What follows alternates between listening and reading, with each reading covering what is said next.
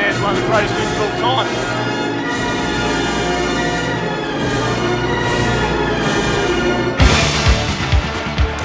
There's great victory that afternoon for Norwood, a premiership for them in 1997, and they take on the Bays this afternoon. Norwood started with 4 losses this season but have won their past 4. On the other hand, Glenelg have dropped their past 4. They're coming off a bye this afternoon, and this is the last throw of the dice you'd expect, Stephen Williams, for the Bays. There's no doubt about that. Their reserves have certainly set the scene, winning by 153 points, so it's a big one for the Tigers today.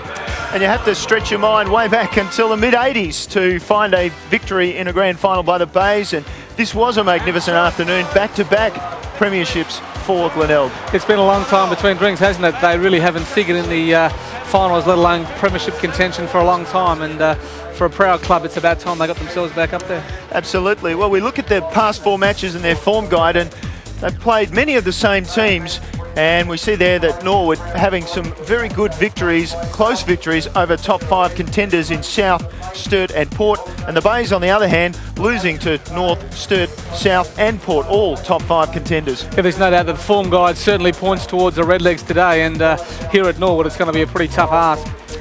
And a quick look through the premiership table tells us that, well, they're not that far off the pace really, Glenelg, and certainly not Norwood. They're only separated by 1 place on the table, but as you see there, percentage is the only difference between Norwood and 5th place. And for Glenelg, well, they're a couple off getting into the 5 at this stage. The interesting contest this afternoon, though, will also be across at Prospect, where the top of the table, I should say, Eagles will be taking on North Adelaide, and Benny Knights is there for ABC TV. And Ben, what's the situation there? I imagine the conditions are perfect. Absolutely, Neil. Out here at Prospect Oval, it is tip-top weather-wise, and the game should be an absolute cracker. We've got the top of the table clash between our Eagles and the Roosters. So the Eagles coming off 2 losses, Roosters on the other hand having 4 out of their 5 last games, big wins, except for that 1 game against Central Districts where they got absolutely flogged. So the Roosters looking to push up and get that extra game because they're only 1 game behind the Eagles on the ladder. So to join them on top spot and stay clear of Sturt and Central Districts. But on the other hand, it's look, it should just be a fantastic game between 2 top shelf teams that are really pushing for cement their finals berth and pushing for the grand final spot maybe. Well, Ben, importantly, I guess, North did beat the Eagles earlier in the season, and that would give them a good deal of confidence, that win. Sorry, Neil, I missed that. The horn went off perfectly. I was just saying that the Eagles did drop a game to North Adelaide, so that would give the Roosters a lot of confidence from that match earlier in the season. It certainly would. Look, the Roosters should be totally confident here. They've played beautifully in the last 5 weeks, apart from that 1 game against Centrals that I mentioned before. But they should be extremely confident. Andrew Jarman's got them ticking over. There's no real superstars, but they're just working beautifully together as a team. They're reasonably young, and they should have a lot of confidence today against the Eagles. All right, thanks for that, Ben Knights. He's across at Prospect, and a fantastic encounter there in Prospect, and also a fantastic match shaping up here this afternoon at the wonderful venue that is the Norwood Oval. It's been more renowned, I guess, this season for some night matches, Stephen, but certainly this afternoon we've got a great contest in Prospect, and joining us on the boundary as usual, up against that brick wall, Sodas. Well, good afternoon, everyone. And the Redlegs have certainly hit a purple patch. I'm not sure if the F word has been mentioned around the club yet, and that being finals, of course. But as you could well imagine, new coach Dale Lewis is pretty happy with the way the boys are travelling. I think it's just been fantastic from the boys' point of view, not so much myself, but for me, the team, the supporters and the sponsors. I think it's just been a great result after an ordinary start to the season. James Gallagher's out today and also Scotty Borlase. Have you got enough stocks in the midfield to cover them? Yeah, look, you throw in Chris Massey as well. Didn't come up with the flu, so we're going to be tested. But I think the best thing that's happened in, I suppose, the last 2 months here, that a lot of guys have grown in stature around the footy club, and I think they believe they can have an impact on a game of footy. I think it'll be tested today, and I think we'll find out fair enough whether we've got a good list of second-tier players or we're still a couple of good players short. Number 1 and 2 teams in terms of possession winners in the competition. Norwood certainly playing that possession footy. They do. They tend to sometimes overuse the ball a little bit, but with Brett James in the middle there, certainly gets his hand on the ball, 30 to 40 times a game. And we've seen young Nick Lower there playing his first game, played in the state under-18s this season, and just looking forward to see how he adapts to league football. And so does Glenelg. A bit of an understatement to say they have many problems at the club at the moment. Absolutely no doubt about that at all. And there were plenty of changes to the side which lost to North Adelaide last week, 2 weeks ago in fact, because they did have the bye. Well, the two big changes really are the inclusion of their best defender, Paul Sherwood, who's back after a hamstring problem kept him out for 5 weeks. And the other one, well, Billy Neely has been suspended by the club for comments he made regarding the coach after that game against North Adelaide. So he scored himself a 2-week break, not from just playing, but also from training. So, and boy, did that break really come at the right time last week for the Bays. The bye's come at a good time for us, gives us a bit of a chance to regroup and get everyone sorted out, and the boys have gone home, some of them for a weekend, and everything's been pretty positive this week. At times this year you've played some fantastic football. There have been some halves when you faded out. Is that something you've looked at? Yeah, I think a lot of it comes down to players trying too hard, and when we do those things, we go away from what our structure is. We don't have as many runners from behind the line of the ball. We don't seem to hold the ball into our forward area so much, and the delivery into our forward line is not good. And the last game in particular against North, we chipped around and tried to manufacture stuff. So it's about being confident and really staying with what our style and our structure is and what everyone knows, and backing that's going to work. Well, we mentioned 1 and 2 possession teams in the competition, and like you said, Glenelg, like Norwood, sometimes overpossess. Yeah, well, it's consistency, isn't it? I've seen the Tigers play a few times this season, and their very best is terrific. They've beaten some of the best clubs, but they just need to get some consistency into their game, and there's certainly a lot of quality players in that side, and with some good players back in, Sherwood in particular, I think they'll give the Norwood Redlegs a good run for their money. It'll be interesting to see if Paul Sherwood does start on the bench, because he is one of their key defenders. Ben Moore on the left there, and the veteran you mentioned in Brett James winning the toss for Norwood, kicking to the right of screen this afternoon, and Sodas is going to tell us what that means in terms of the weather. Well, it doesn't mean much in terms of an advantage to either end, but it is a super day down here, 20 degrees. The ground's in great condition. Both sides are fired up for what should be a cracker of a game. Both sides still have their eyes on a finals position. Thanks for that, Sodas. We look across the beautiful Norwood Oval, and I must say, Stephen, I haven't seen it in this mid to latter part of the season looking so good. No, full credit to the groundsman here. It looks terrific, doesn't it? We're normally used to seeing a lot of mud on the Norwood Oval, but great conditions for the players today. You see a bit of weather over the top of the grandstand in the background, in the far distance, we hope there, but other than that, as we suggested, conditions are perfect. The Bay's just going to position, and they've got a few new faces, like you said, that we haven't seen. Some under-18 names, Nick Lower, one of them. Yeah, there's certainly, that's a good thing about the SNFL, I think. There's a lot of young guys pushing their way in. Would have been great to see Bryce Gibbs today, but he has under 16 state commitments, but still plenty of good young players in both sides. Just while we're waiting for Norwood, as you can see, they're in a huddle and preparing to break out and go to position. Interesting, Bryce Gibbs, under 16 state captain, not picked in the under 18s. I understand that the SNFL doesn't want to push players through to that next level, and yet he's playing league football. Yeah, it's not the SNFL that doesn't want to push him through. We would have loved to have had him in the under 18s, but the rule says he's too young to play under 18s footy.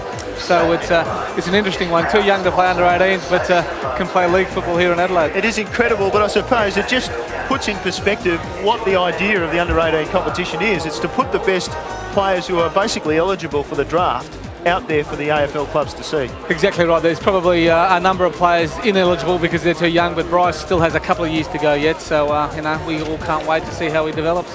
Heath Culpert, one of the leading possession winners for Glenelg. He'll be an interesting player to watch this afternoon. We're just about set for a start, and it's welcome back after a couple of weeks off to Michael Maney.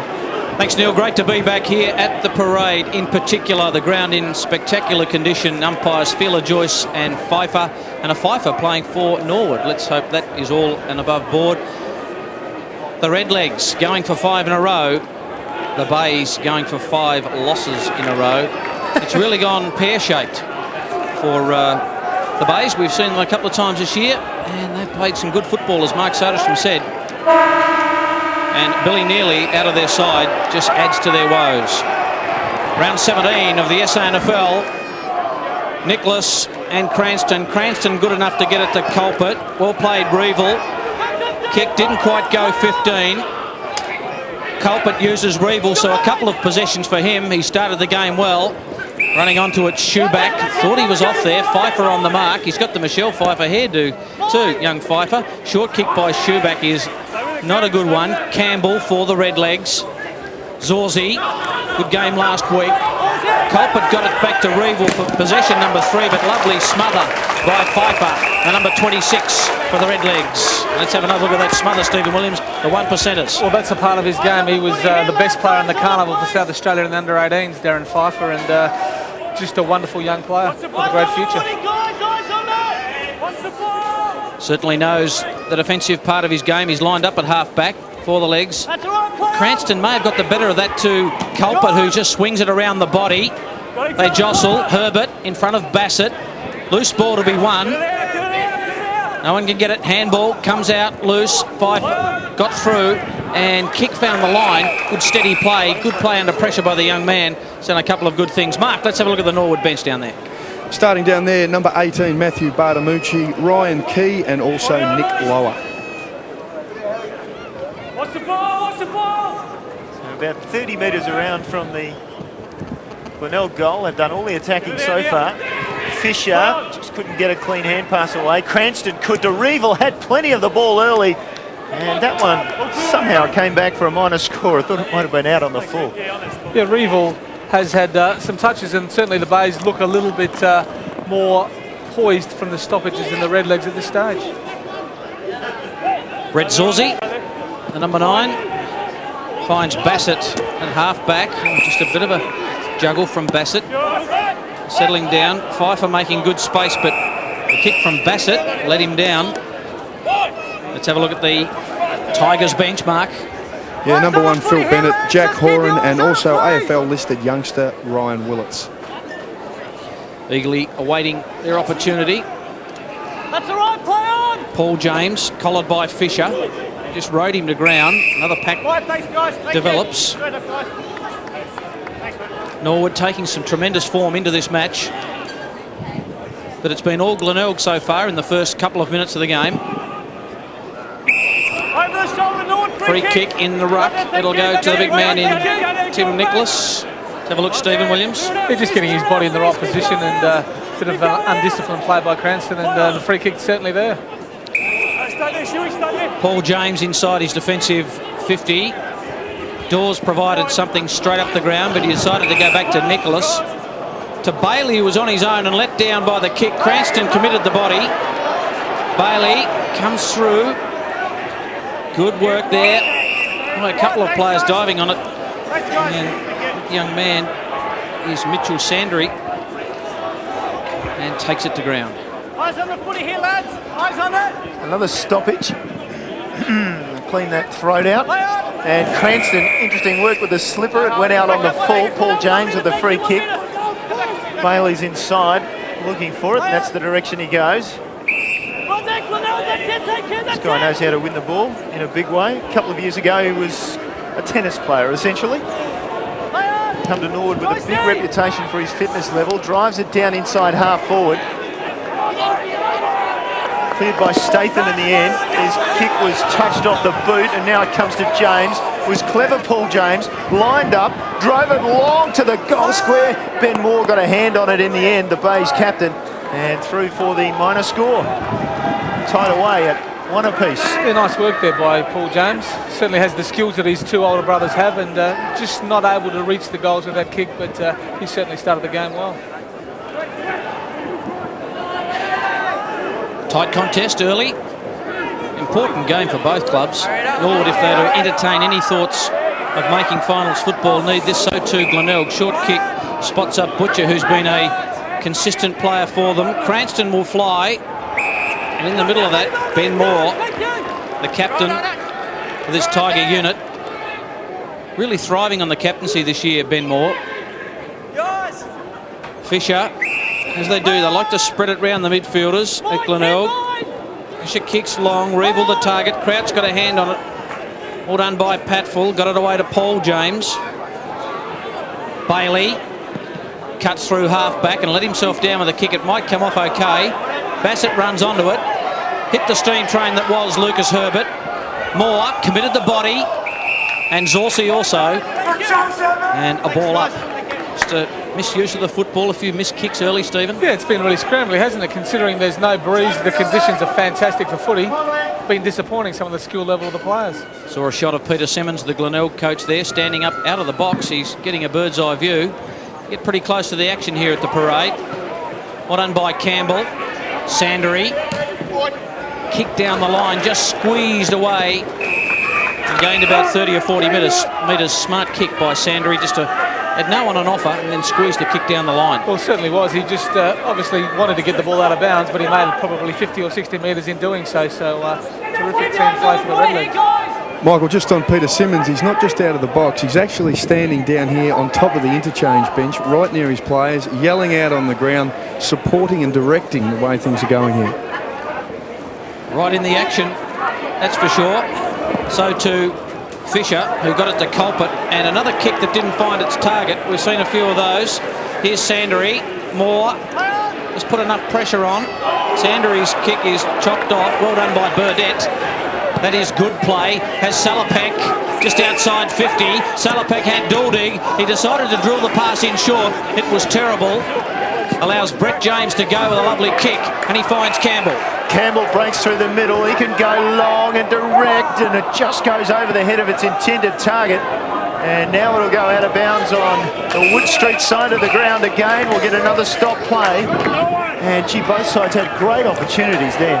There's no doubt Steve Salopek running free through that forward 50 area. Should have hit his target. Marcus Burdett's been the only player so far to actually spot someone up and hit their target. Peter Simmons enjoying his time there on the bench, and as you saw, directing play. That ball farmed forward. Crouch couldn't handle it. He could handle the tackle pretty well. Cranston was in trouble. Oh, and just handed off in the end. And unfortunate there.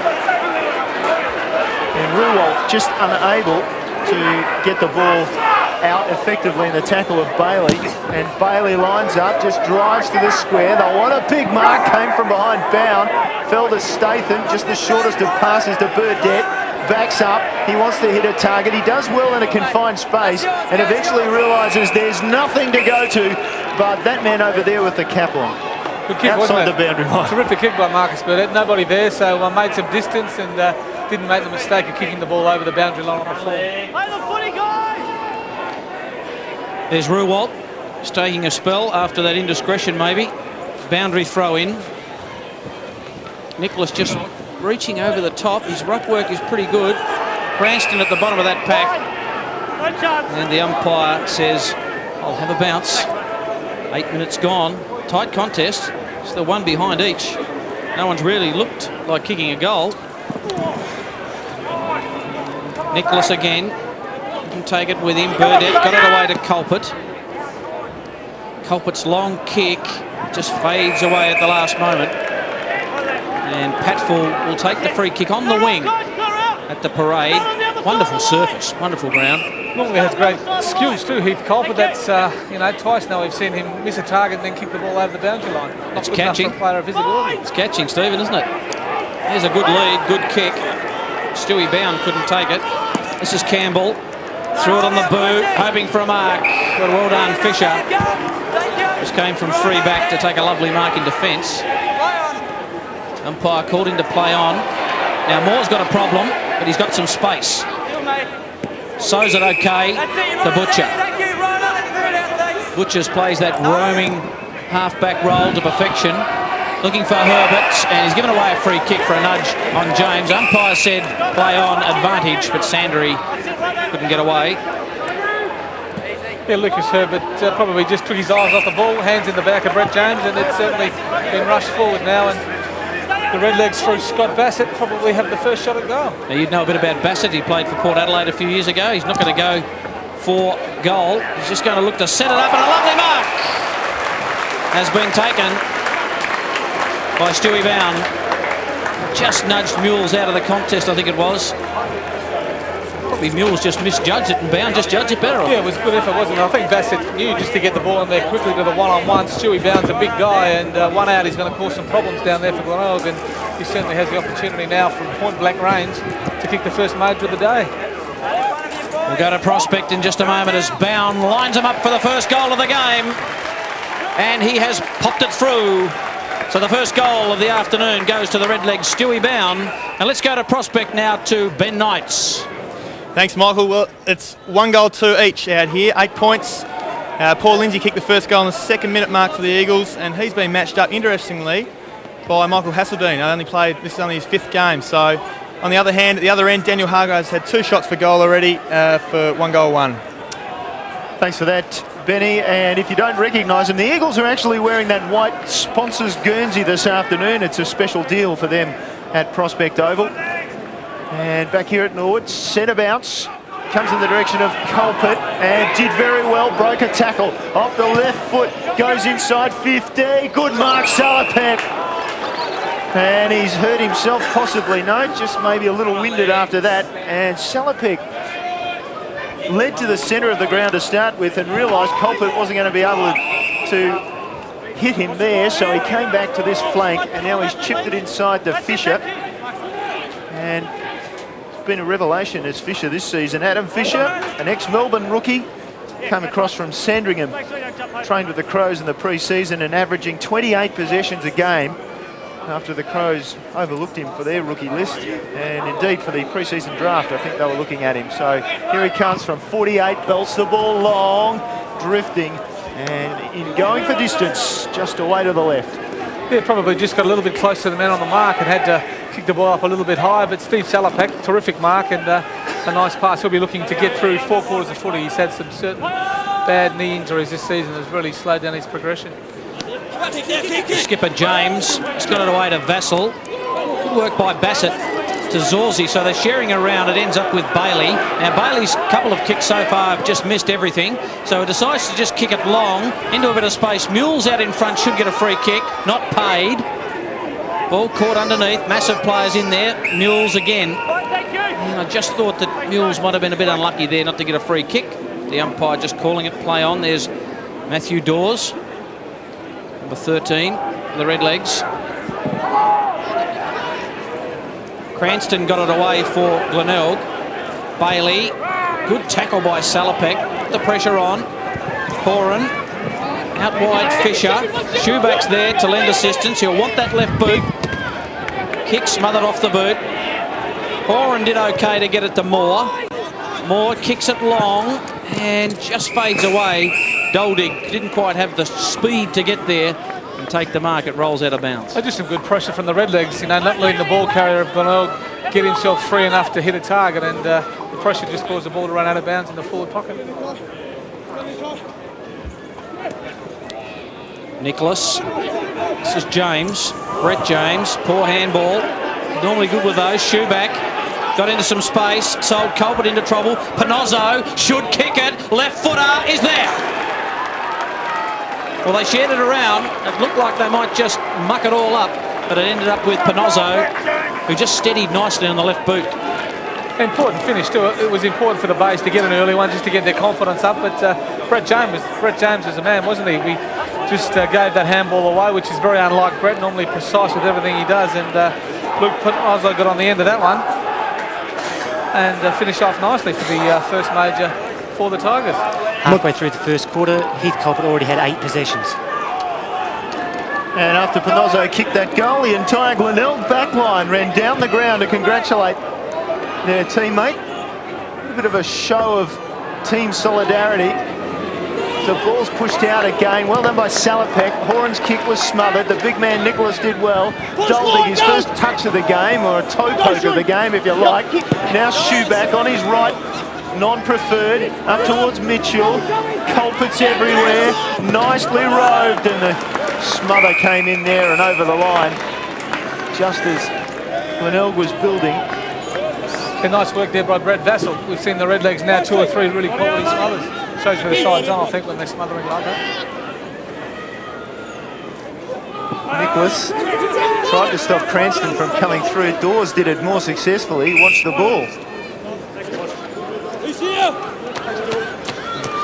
Ruwald on the boundary line, just running. He might have a problem. We'll inquire of Sodas in a moment as the ball cleared away by Norwood and eventually out of bounds on the far side of the ground. And so does Mark Ruwald. Has he got a problem? No, not at all. He's just itching to get back on the ground, just keeping warm. He did start the game but was replaced by Jack Horan pretty early just with some matchups. Ben Moore, the Bays captain there. Time Cranston got it down. Salopek went diving in there, got to his feet again, dived in again, and eventually we'll have a ball up on the eastern side of the ground. And that score line, just 1-2-8 for Glenelg, 1-1-7 for Norwood, halfway through the first quarter. Umpire deciding to throw it up. Cranston, Sandry, run by Nicholas. Bit of agility. Fisher, lovely tackle by Vlatko. Which way will the umpire see that? He rewards the tackler. Terrific tackle by the former Glenelg player, Jamie Vlatko. So that'll give him some confidence playing against his old side. Goes on with it. Ball was touched. This won't be a mark. Taken by Bound. He's kicked one. He sets it up, and it goes through for the leg second. Well, that was fantastic, wasn't it? I think Stewie Bound realised that the ball was touched off the boot, but he's certainly a very athletic player, and just one grab, turned onto the right foot, and the goal umpire didn't move. His second goal, and providing a few headaches up forward for Glenelg. Just seeing him there, just a great mark in between 2 Glenelg players who knew the ball was touched and had the presence of mind to keep running, straighten himself up, and just a great kick straight through the middle. Second for Norwood, second for that man. And Norwood back in front. We've already had 3 lead changes. Nicholas with the tap down. Salopek though to Horan. The Bays go forward. Culbert's resting at half forward. You'd back him to get the ball. It seems like a magnet. He's working with his hands, and of course he did get it. Doldig tried to get it back to the centre where he had Shoeback, unsuccessful. And as you see, it's locked in the pocket. Panozzo thought about kicking it and then wanted to change his mind, and then he decided he was going to kick it, and after all that he missed the ball. Yes, you haven't got time to second and third guess, and Scott Bassett running straight at him. Enough pressure to cause a boundary throw-in. Now we get a throw in, another stop play, and the Bays have been very good at this so far. Herbert got it down. Another stray hand pass under pressure, that time James, and Culpert snaps a minor score. He certainly is a dangerous player on the ground, isn't he, Heath Culpert? Boggy will tell us shortly, but that probably would be at least 10 possessions. Pretty close, Stephen. 5 kicks, 6 handballs, 11 possessions. Bassett should take this. In front of Shoeback, a couple of one ex-AFL and one AFL player in there, and Reeville sees it to the line. Never seen the game so far, Stephen. It's just to quote a cliche, she's an arm wrestle. It is indeed, and both sides, I think, number 1 and 2 in possessions in the competition, and they're certainly both showing that they like to throw the ball around with handball. This is the quarter time. We'll have highlights from that game last week between Norwood and South Adelaide. A great last quarter, and we'll have the highlights from that by the Redlegs when they came from behind to beat South Adelaide. Salopek kicks it in, looking for Panozzo. Good work by Vassell. So their defensive work at the moment, Norwood's been pretty good. They've put a lot of pressure on in their defensive 50. There's no doubt they're certainly under the pump, but the Bays, once again, just the ability to win the ball from those stoppages is putting a lot of pressure on that Norwood backline. There's Ruwat still champing at the bit to get on. Cranston, here's block. Kick smothered. Another good defensive effort by the Redlegs. This time it's Bryce Campbell, who booted 3 last week. in their win. And he's been a good player. Bryce Campbell rubbed out earlier in the season for clocking Luke McCabe. Just clocking? Oh, just trying to be nice to him, Neil. Cranston, how did he get rid of that? You've got to take it out of the ruck and get rid of it cleanly. Bit stiff, wasn't it? I didn't really think he was tackled. The ball just sort of bounced out, but umpire saw fit to play holding the ball. James kicked it long, but Crouch roved it okay. Loose ball to be won. This is Sandery, who's had a bit of it so far. Sandery kicks it long inside 50 to Bound. Why wouldn't you go to him? Burdett, that's got to be out deliberate. But it's not, or is it? No, they don't play that one as much in the SNFL as they do in the AFL, but it was just a good work. Stewie Bound thought he had another shot at goal, but Marcus Burdett, leg speed, just getting himself in front and a nice little kick along the boundary line. I think the umpire knew he wasn't a left footer, gave him the benefit of the doubt. One wonders what goes on in the minds of the umpires. Fisher, well, he's held onto it for an eternity. Sharked by Paul James. Cranston with a handball of sorts, we'll just say that. Here's the former Glenelg player in Yeomans. Tried to get it away. Burdett, just a loose kick. Now here's Patfull. Ball ran past him. The 224s go at it. Moore did all right. Vlatko got it back away. It ends up with Crouch. Good work, short kick, and Sandery takes it. He's away. He may have Norwood's third. Can't finish. Oh, he got all excited, I think, Sandery. He's done it right, hasn't he? I haven't seen Mitchell Sandery before, but looks a very strong, low to the ground type, and I think he made the right decision to play on, but just untidy finish. And there has been some untidy work from time to time in this game, but it's pretty good pressure. As we said in the lead-up, the sides ranked number 1 and 2 in terms of possessions. That time, Schuback unable to win a possession. Just Tim Pfeiffer ruling that he dropped the ball, so incorrect disposal. Brett James, the magnet. What a gem he is. He played his 200th game in the round 7 contest between these two clubs. Inside half forward again, but Fisher didn't handle it well. They still work it at the back. Statham gave away the hand pass to Burdett. His kick. Well, he isn't a left footer, is he? And it's not Burdett either. Or was it? I think it was Burdett. It was Burdett. Well, he's definitely not a left footer. He'd certainly be disappointed, though. He has got terrific skills on both sides of his body, Marcus Burdett, and he'd be disappointed that he couldn't find a target with that kick. Luke Crouch now with a shot on goal, and of course Burdett, former Port player, and Stephen Williams speaking with experience of his class and his skills. Just letting him down there as Crouch lines up for goal. 45-degree angle, 35, 40 metres out, sprays it away to the left. Valuable opportunities getting wasted. Well, that's 2 or 3 now that we've seen the Redlegs have had in fairly easy goal-scoring range, and when you get the momentum, you certainly need to put the score on the board. Let's go to Prospect Oval. Benny Knights. Thanks, Michael. The Eagles, 3 goals, 4-22, lead 8 points by North Adelaide with 2 goals, 2. Hargraves kicking both of those and causing a little bit of trouble for Stephen Hall. Thanks, Ben. Good game there by the look of it. A goal. And those white jumpers, for those people who don't know, just a sponsorship arrangement for Woodville West Torrens. Let's go back to live action here at Norwood. It's at half forward for the Bays. Lucas Herbert, ball turning circle of the Queen Mary. Good enough to get it away to Fisher. He just threw it on the boot with a little dinky kick. Didn't kick through the line of the ball, had a man coming at him. He couldn't quite finish his work. Yeah, nice work by Lucas Herbert. Just a nice little shimmy and a great layoff. Shimmy, great layoff to Adam Fisher, but he'd be disappointed. Just kicking off one step and pulling it across to the right of his body. For those who remember the movie Big, I think it was, what was the song they used to sing? Shimmy, shimmy, Cocoa Pop? Oh, anyway. We're right into it this afternoon. Revolt, big fly, couldn't bring it down. It's come to the back, Patfull. In defence for the Redlegs this season, he's been very good. This time by hand across the doors, off the left foot. Good penetration off his non-preferred. Went for Bound, missed him. Robbie Neal at the back. Clements inside running for him. Can't get it there. Craig Stratham for the Glenelg side has a big job on Robbie Neal, one of the real goal-scoring machines for the Redlegs, and 1 out, he's a pretty hard man to beat. 30 goals, 10 this season, Robbie Neal. And he's averaging 11 touches across the forward line. Cranston down to Moore, quickly clears the 50. and it'll eventually go out of bounds.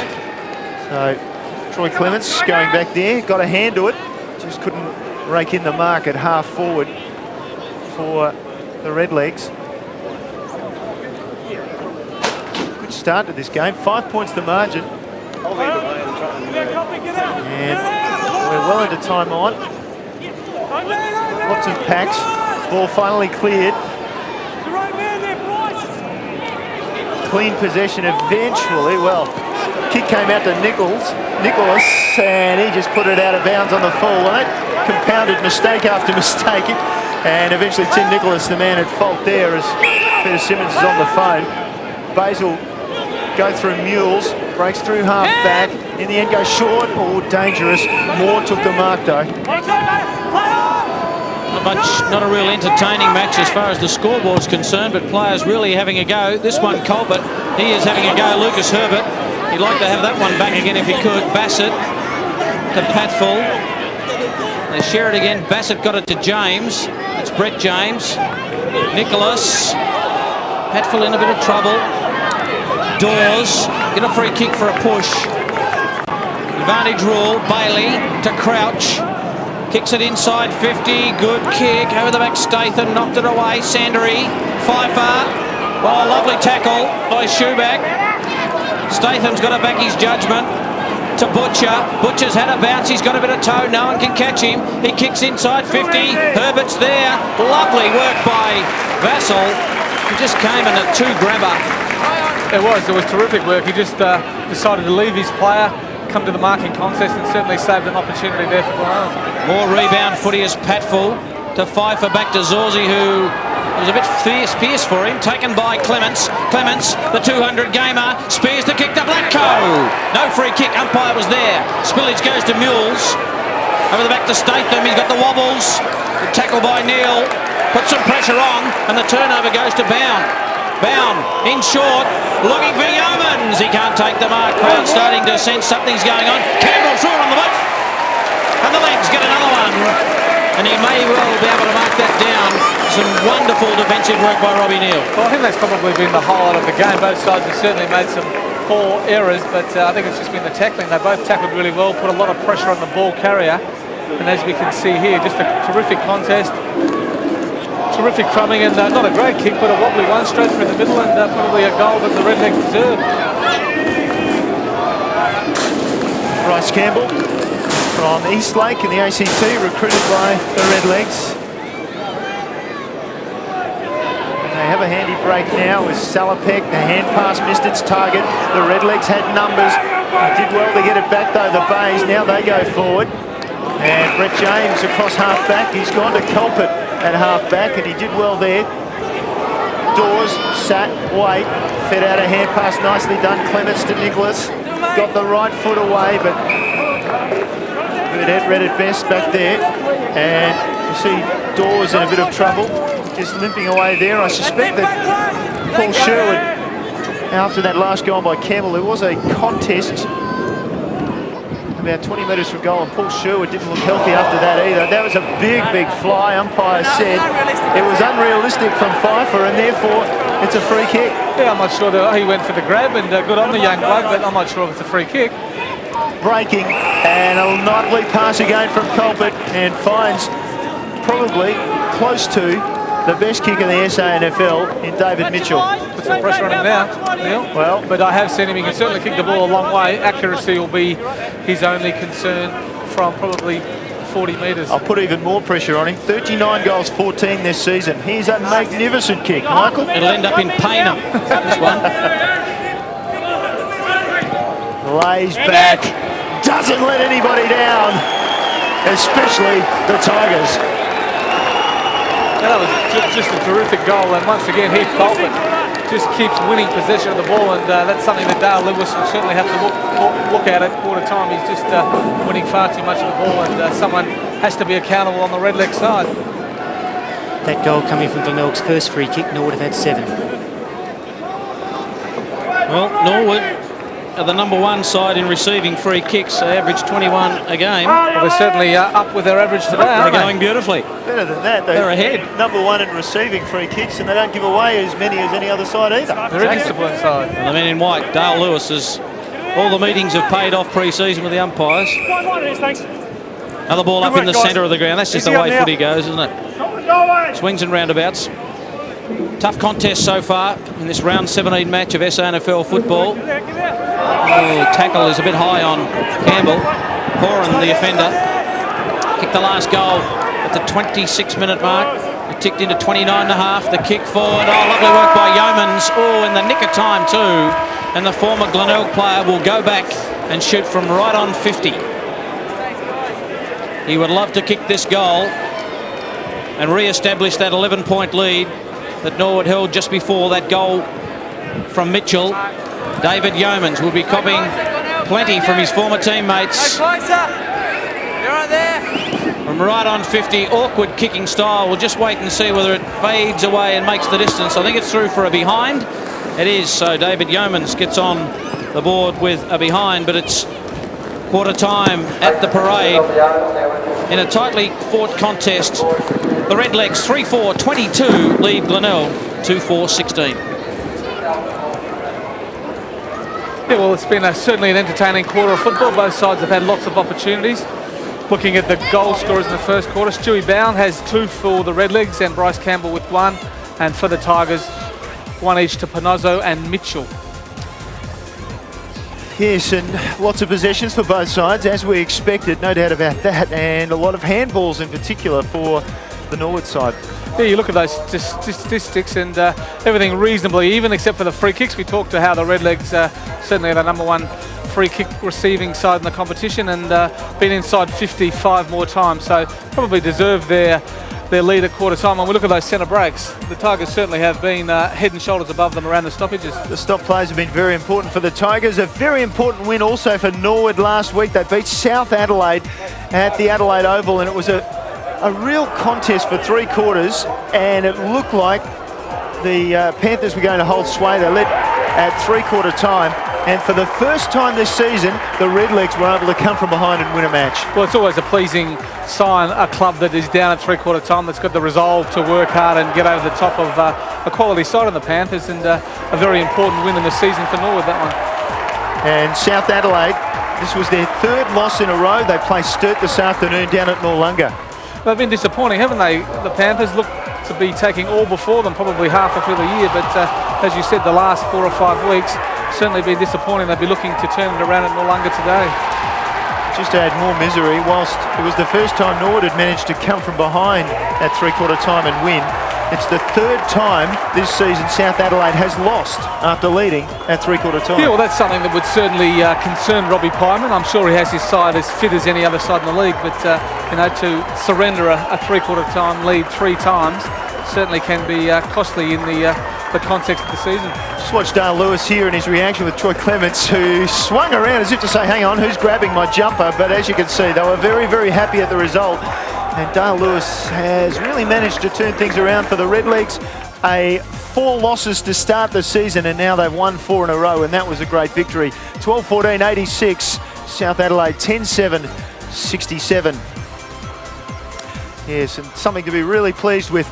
And I'll tell you what, it'll be very interesting this contest. 6 points the margin in favour of Norwood, but across at Prospect, another interesting clash. What's the story, Ben Knights? Thanks, Neil. It certainly is another interesting clash. 6 points the margin at Norwood Oval, also here at Prospect. It's the Eagles who lead by 1 goal over North Adelaide in what has been, like I said, a very entertaining first quarter of football.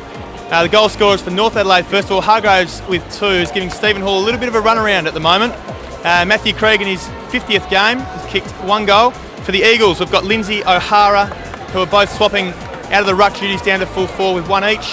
And then Dale Ellis back after almost half a dozen games that he's missed with injury, and also Vinnie Rugolo kicking 1 goal. Just watching Hargraves kick a goal there, and obviously important at any stage for North Adelaide to have Hargraves up and running. On the other hand, O'Hara and Lindsay going forward, that's manufacturing something for the Eagles side. Knightsy. Sorry, Neil. I think I'm positioned under the QE2 foghorn here. It's extremely loud, but I think you're talking about the goal scorer. So, swapping ruck for the Eagles down at full forward is giving North Adelaide a little bit of trouble with their matchups. Also with Dale Ellis coming back today. So, North Adelaide lacking a little bit of height down back, but at the moment holding not too bad. Vinny Rugolo kicking that goal there, and as you can see, it's a seesawing contest, and Craig coming through and kicking that goal, and there's the score at quarter time with the Eagles just up by 6 points, 4-4-28, North Adelaide 3-4-22, and we'll endeavour to cross out to Prospect as many times as we can throughout the afternoon to keep you up to date with that clash, which represents 1 versus 2 on the ladder. And this match we see Dale Lewis addressing his troops, and he's very calm, it seems, from what we're seeing anyway. Well, there's no doubt about that, and seeing some of that footage before, it seems like he has a very good relationship with his players as well.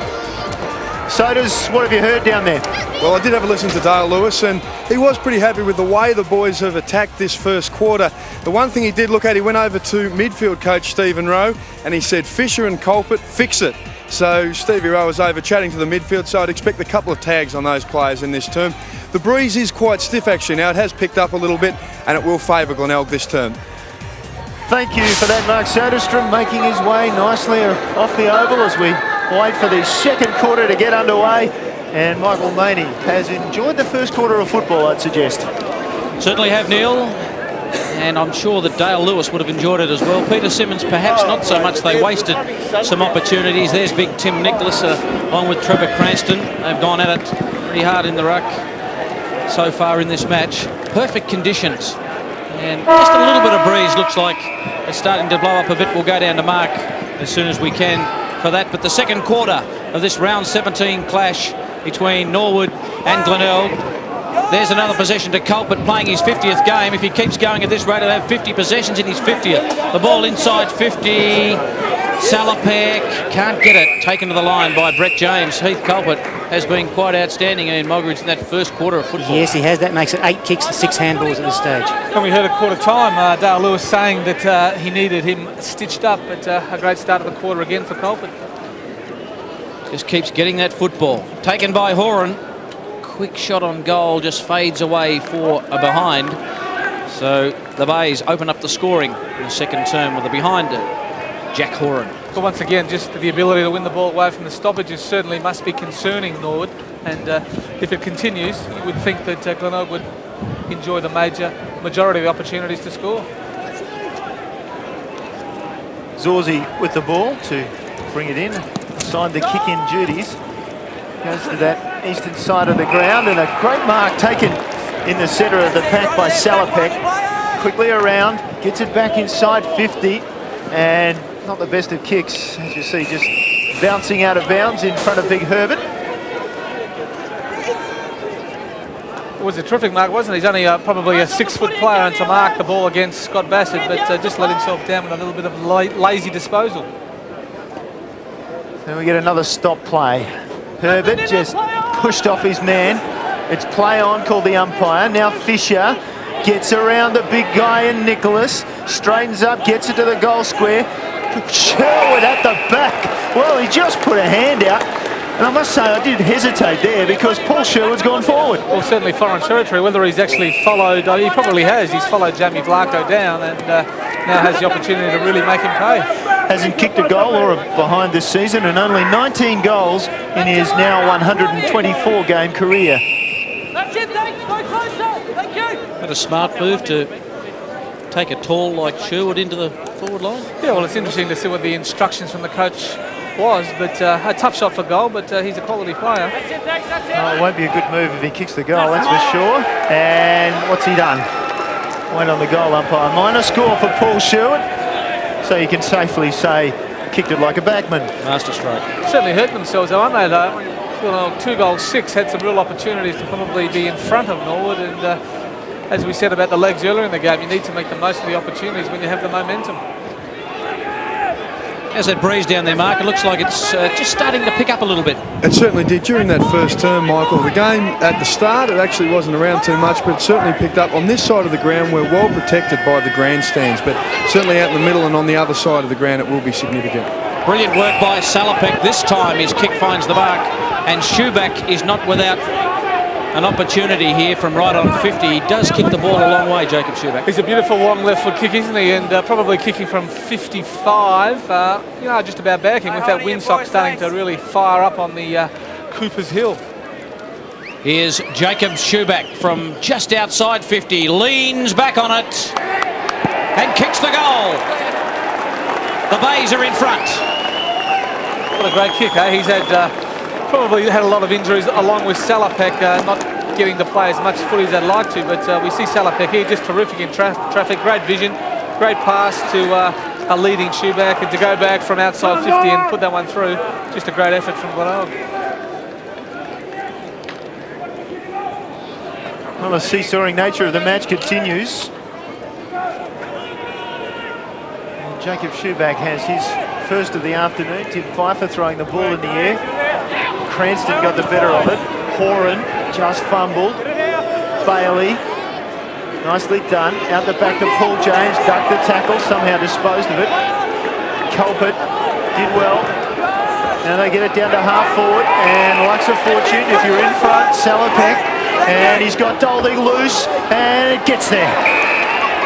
So Doldig just led up into the middle of the ground there. His man got sucked into the play, and now he's well within distance. Just great efforts by the Glenelg midfield. Looked like Norwood were going to clear the ball, but some great tackling turned the ball over. Quickly kicked in. Salopek was alert to get the kick in, and then quick back off his mark to find Doldig well within kicking distance. Round 7, Glenelg won by 30 points. Doldig kicked 5 goals in that match. Lines up now. It's away to the left, coming back, not far enough. Bad miss. We talked about the opportunity to finish off scoring shots, and once again we see the Tigers missing an easy shot for goal. 5 minutes into the quarter, and Norwood have had just one handball for the quarter, no kicks. Amazing stat. There's an amazing kick out. It was a real worm burner. Clements caught with the football. It was wrapped up to him. Thank you. Let's have a look at the kick here from Brett James. Took a divot, didn't he? We saw it fly. Don't see that very often. Herbert got it down. Good work by Vassell coming through. Clements, slick handball to Pfeiffer, who kicks to the wing to a contest between Burdett and also that man Sandry. Good work, ball just knocked out of bounds right in front of the grandstand here on the broadcast side at the parade. Good tussle between the 35. Would you have let Burdett go if you're still at Port Adelaide? Probably Stephen? not. No, I think he's got a lot to offer. Thought you might have said that.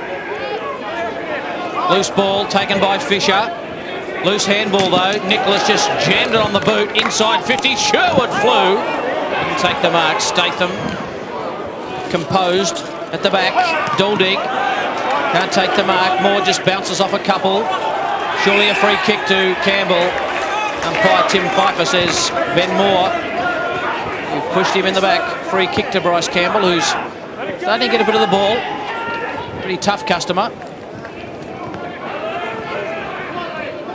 Glenelg by 3 points. Campbell will pump the Redlegs to half forward. They fly, no one can take it. To the back, Sandry, gee, I've liked his game. Below his knees, he's terrific.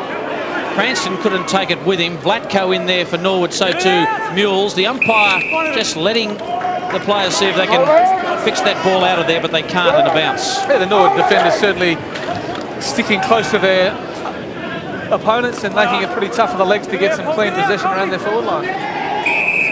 Culpert again attracting the ball, and a fair crowd of Redlegs as well. Watch the body, guys. Keep it legal. Cranston got rid of his man and then didn't tap it to his side's advantage, but they're good enough in close. Fisher, and that'll be drifting towards the line and out on the full. Bit unlucky from Fisher, just caught the wrong side of his boot as he hurried the kick away. So Pfeiffer with the free kick, looking for Bound, and too tall, too strong for Ben Mills.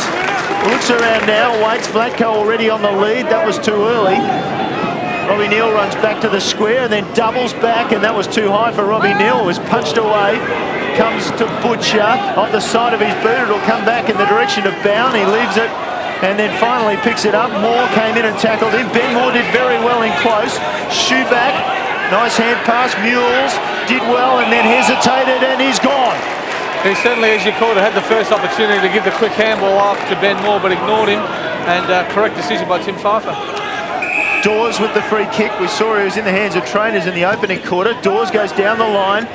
Didn't reach as far as Robbie Neal. It got to him eventually, but on the bounce, Mules this time didn't hesitate. Got the ball out, and that one's out on the full from Statham. Rushed in the tackle. It's just a lot of panic, isn't it? The players, he had probably time just to kick that one along the ground, but just panicked and put it over the line. Yeomans slides it up in the direction of Vlatko. Bounce favourite Sherwood. Took it in the tackle. Nicely done by Norwood, and then a snap on goal as a stray from Patfull, drifting down from centre half-back. Yeah, Joel Patfull, just as you said, drifting down, had the opportunity there to kick that one under some pressure, but good enough for the Glenelg players to put enough pressure on him to force the minor score. Let's go to Prospect and Benny Knights. Thanks, Michael. Well, North Adelaide have hit the lead for the first time today. It's 4-6. North Adelaide leading the Eagles 30-29. So 1 point after Matt Campbell kicked his first goal for North Adelaide. Notice Chris Laddam's getting a possession or two there, so back to Norwood Oval now. Tight contest there at Prospect. The ball's with Stuart Bound on the wing for Norwood.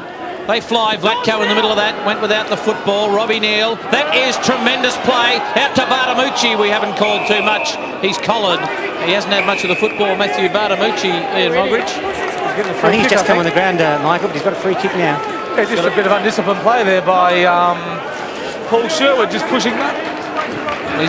Pushing Bartamucci in the face, and umpire Tim Pfeiffer was on the spot and giving him a shot for goal. Interesting. Bartamucci's a terrific player. To see him on the bench for a long period of time is unusual. He gets his first kick for a punch in the face in the pack, and it just drifted away, did it through behind. Made the distance okay, Matthew Bartamucci. We've seen him kick multiple goals, 5s and 4s and 5 clusters of. So he'll be a dangerous player up forward for Norwood. Yeah, there's no doubt he can have an impact. He's only just been on the ground and one shot at goal already. He's that sort of impact player. Talk about momentum. It's now with Norwood, and they're not taking their chances. Bryce Campbell did well, intercepted that ball. Back to Paul James, popped the hand pass. They just get it forward, Norwood.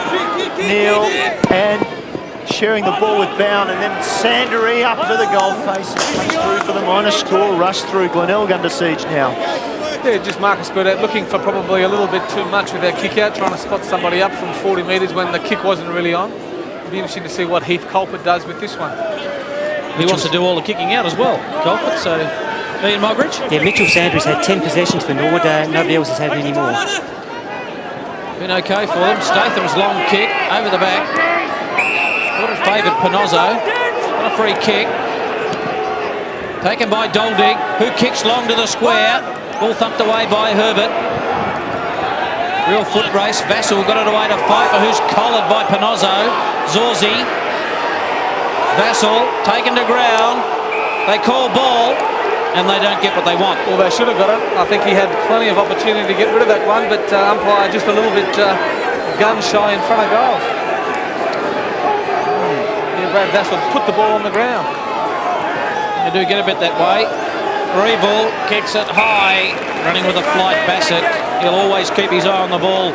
Scott Bassett to Pfeiffer, who kicks looking for Yeoman at the back. Butcher thumps it away, front and square. Good work by Campbell. Clements on the bounce. Mitchell Sandery. Clements again, just squeezed to kick out. It was touched off the boot. Oh, Bartamucci and also Bennett didn't take their eyes off it. It spills to Dawes. Dawes is shot on goal. Misses. He's not a noted goal kicker, Matthew Dawes. He plays at half back. He's running in the midfield. Should have sewn that one up. Yeah, just once again, Norwood certainly using the ball, probably overusing the ball, and the player of Matthew Dawes' quality probably just should have settled himself a little bit there and popped that one through. Well, they lead by that minor score. Norwood In front, Bound pushing Cranston in the back. Umpire will give the free kick to Cranston. Have another look. Just stumbling into his back. So Cranston can spread the ball to Bird. Dead opts to go with the mongrel punt into the middle of the ground. The bounce favoured James, who just belted it high. There's another mongrel punt, a finger breaker. Panozzo took it on the chest just to be safe. And he could share it with Ruwalt in the middle of the ground. That's where he goes. Ruwalt then turned by hand. Back to Salopek, up to Shoeback. Now on his left, goes quickly to Burdett. Inside 50, spearing pass. Just couldn't be marked. Ball to ground, Butcher. Hand pass over the top, looking for Mitchell. Mitchell put down the glasses. Oh! Really snapped it off. Jeez, did he hit that hard? Yeah, he certainly kicked through the ball and it hit the post with a lot of momentum behind it. He has got an incredible kicking, hasn't he? His action is just perfect, obviously. And just a great handball by Troy Butcher. Had two players holding him, but was able to lift his arms, release the ball, and give Mitchell the opportunity to kick a goal. I tell you what, that goal post is still wobbling. Patfull shows some pace. Burn most off Patfull. This is a tremendous run. Draws the man over the top to Dawes. Promising build up by the legs. Dawes kicks it long. Clements is at the back. He might just take it. No, he couldn't. Just at his bootlaces. And Statham had a bit more time than he thought and rushed it through from behind. I thought Clements was going to take that. Yeah, he had the opportunity, but Joel Patfull, just what a magnificent athlete. Probably 6'3", 6'4", just running down the ground, bouncing it. Looks magnificent. Paul Sherwood with the ball. Glenelg just making a quick change as they swing it to this side of the ground. Revel. Salopek calling for it in the middle. He goes longer than that. Looking for Willets. Brought the ball to the front nicely. Shoeback. Hand pass out for Salopek. His vision wasn't too bad to Cranston. Jammed it on the boot. 20 metres from goal, the contest. Comes to ground again. Bays have an opportunity. Mitchell was over it. So was Shoeback again. Got the hand pass off. Willets tackled. Away it comes. Bassett finally clear disposal. No, drag to ground. Shoeback brilliant. Yes, well, that was probably similar to the last one that the umpire didn't play, but what a great tackle there by Shoeback. Up off the ground, second effort, pinned the arms, and certainly deserved to win himself that free kick.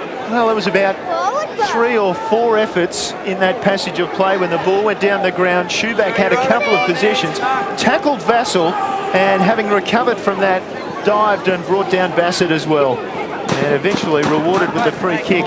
And you wouldn't think a man of his quality would miss from 25 metres, 45-degree angle, leans back, a lot of work for the goal umpire, and has missed it to the left.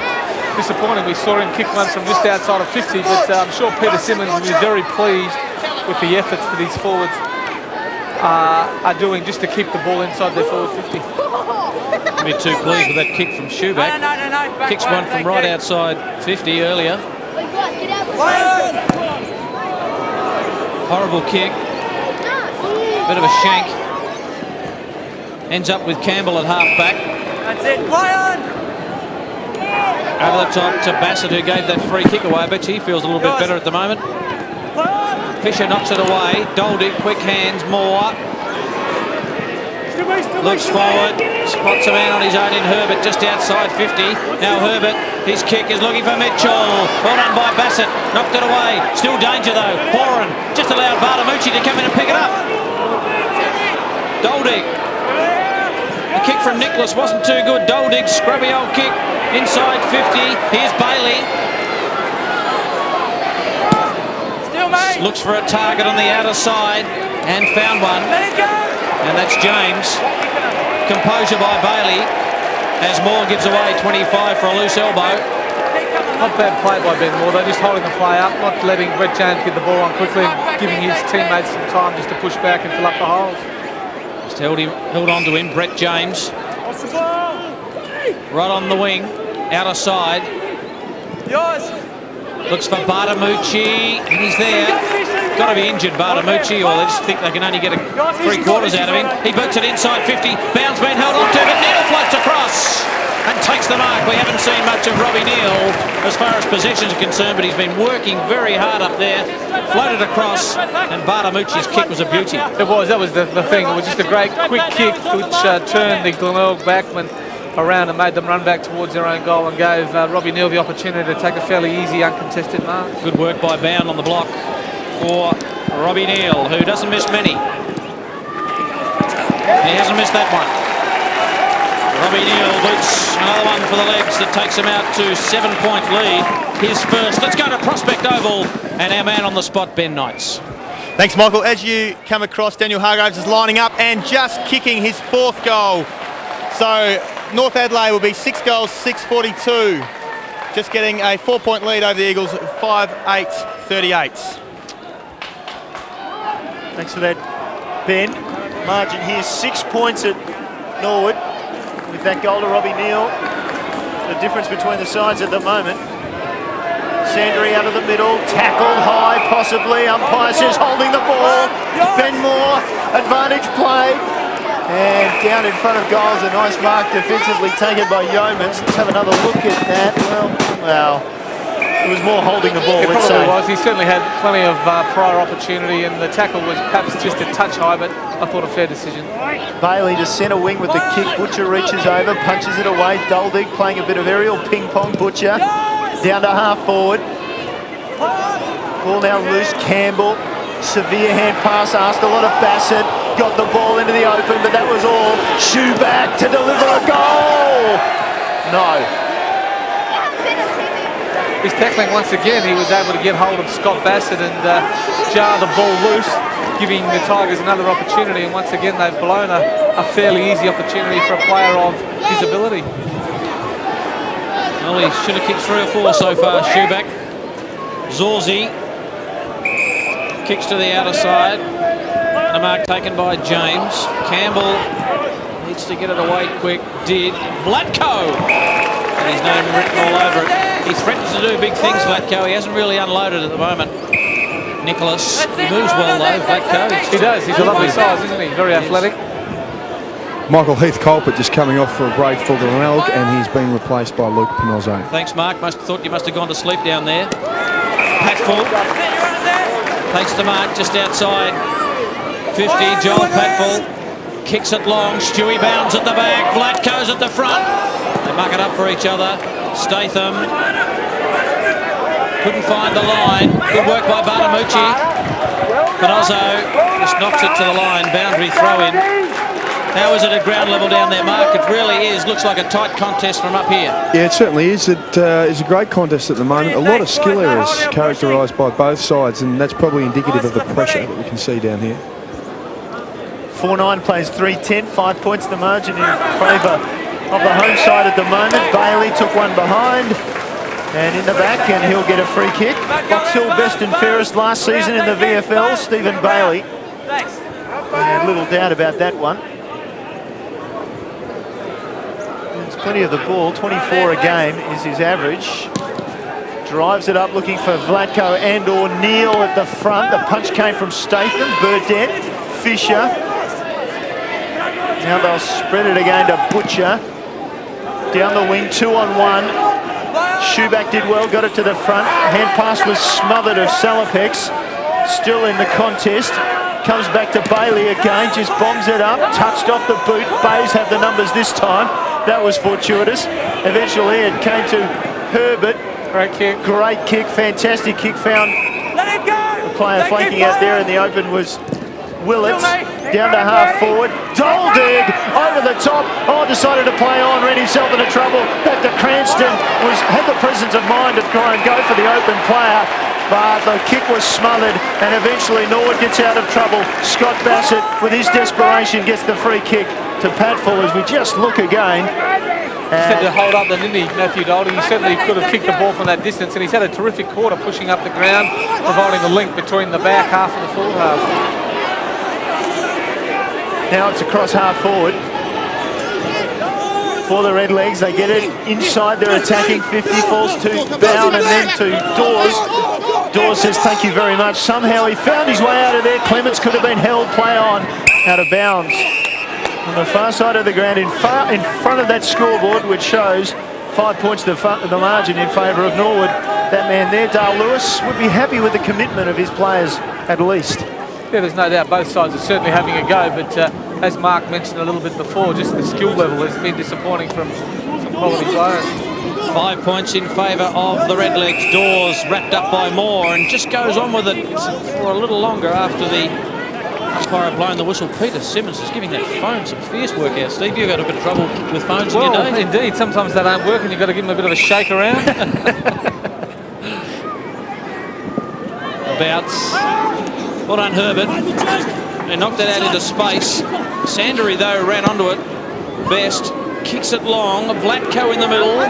Neal, normally mercurial. Up 15, down 15. No mark will be paid. Vlatko through some heavy traffic. Well done by Bennett.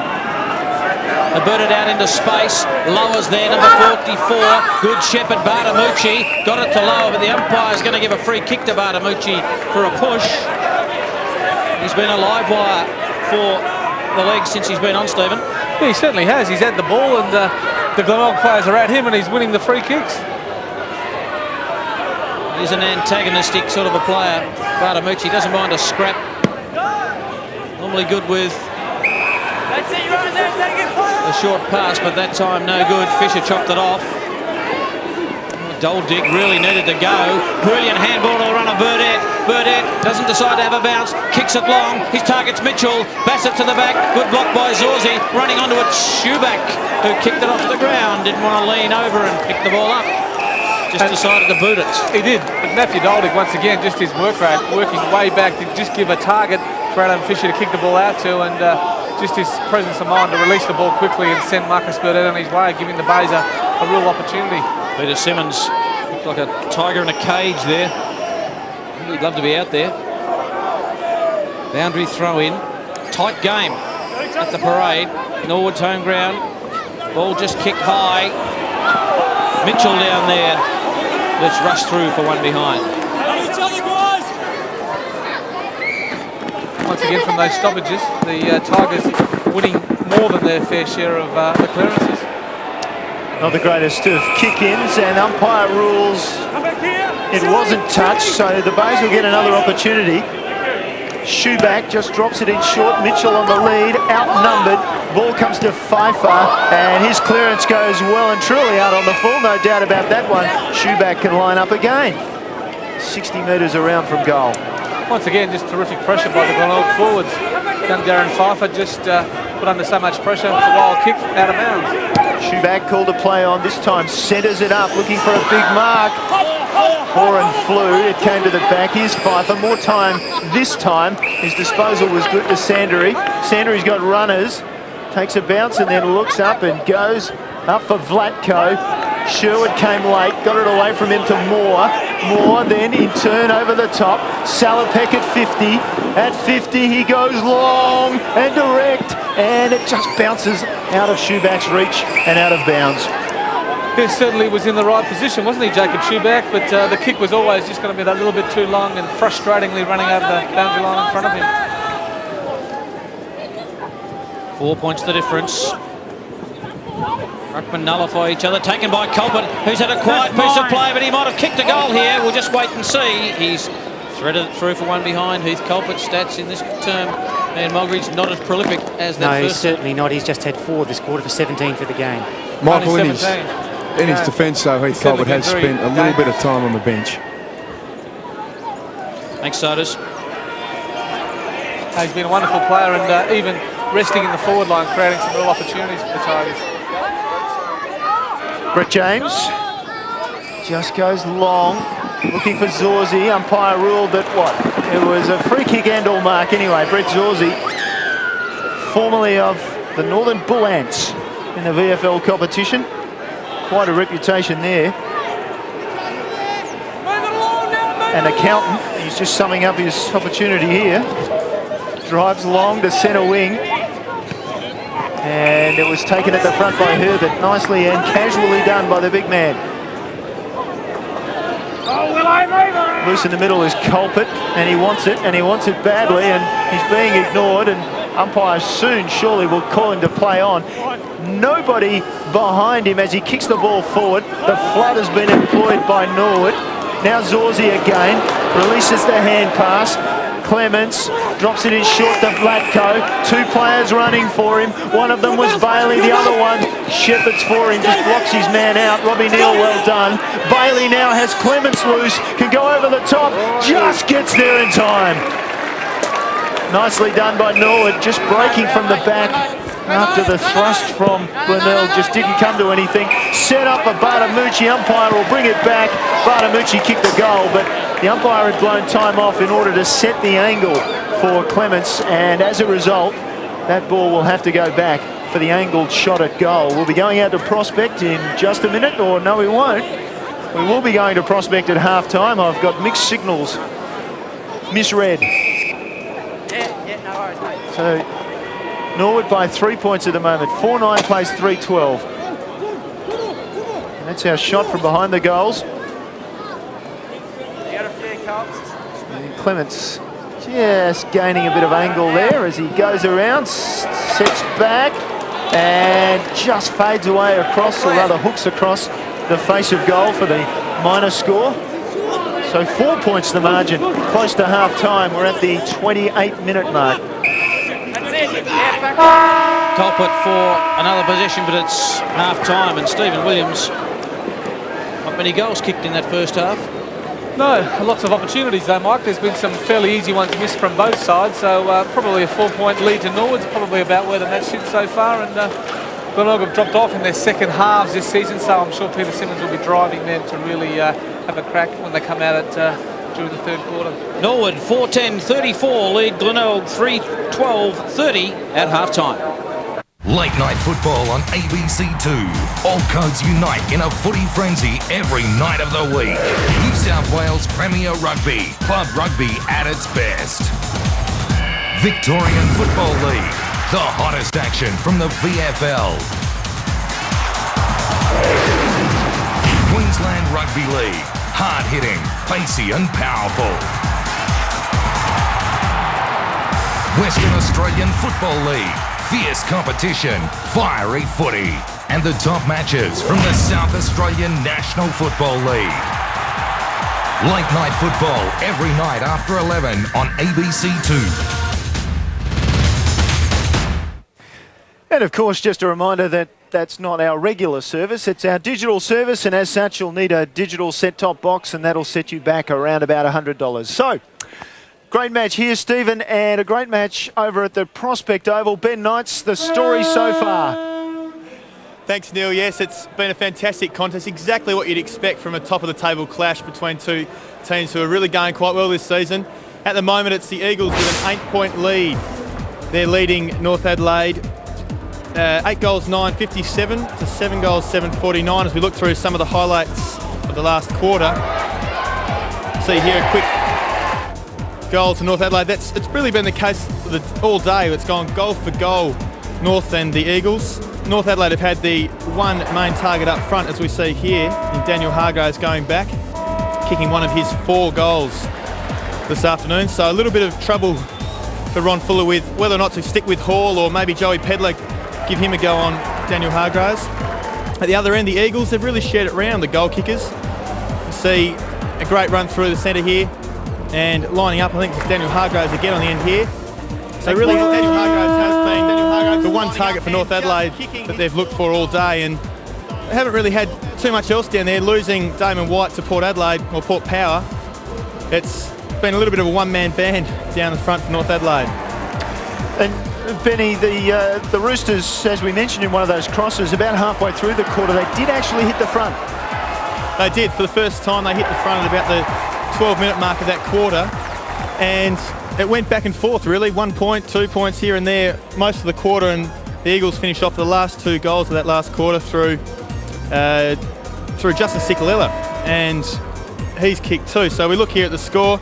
It's an 8-point lead at half-time to the Eagles in what has been a very up and down game. It's just been a real shootout. So a fantastic game to watch and fantastic game to be calling, because really these two teams have been the best two teams of the season so far, and I'm looking forward to the second half.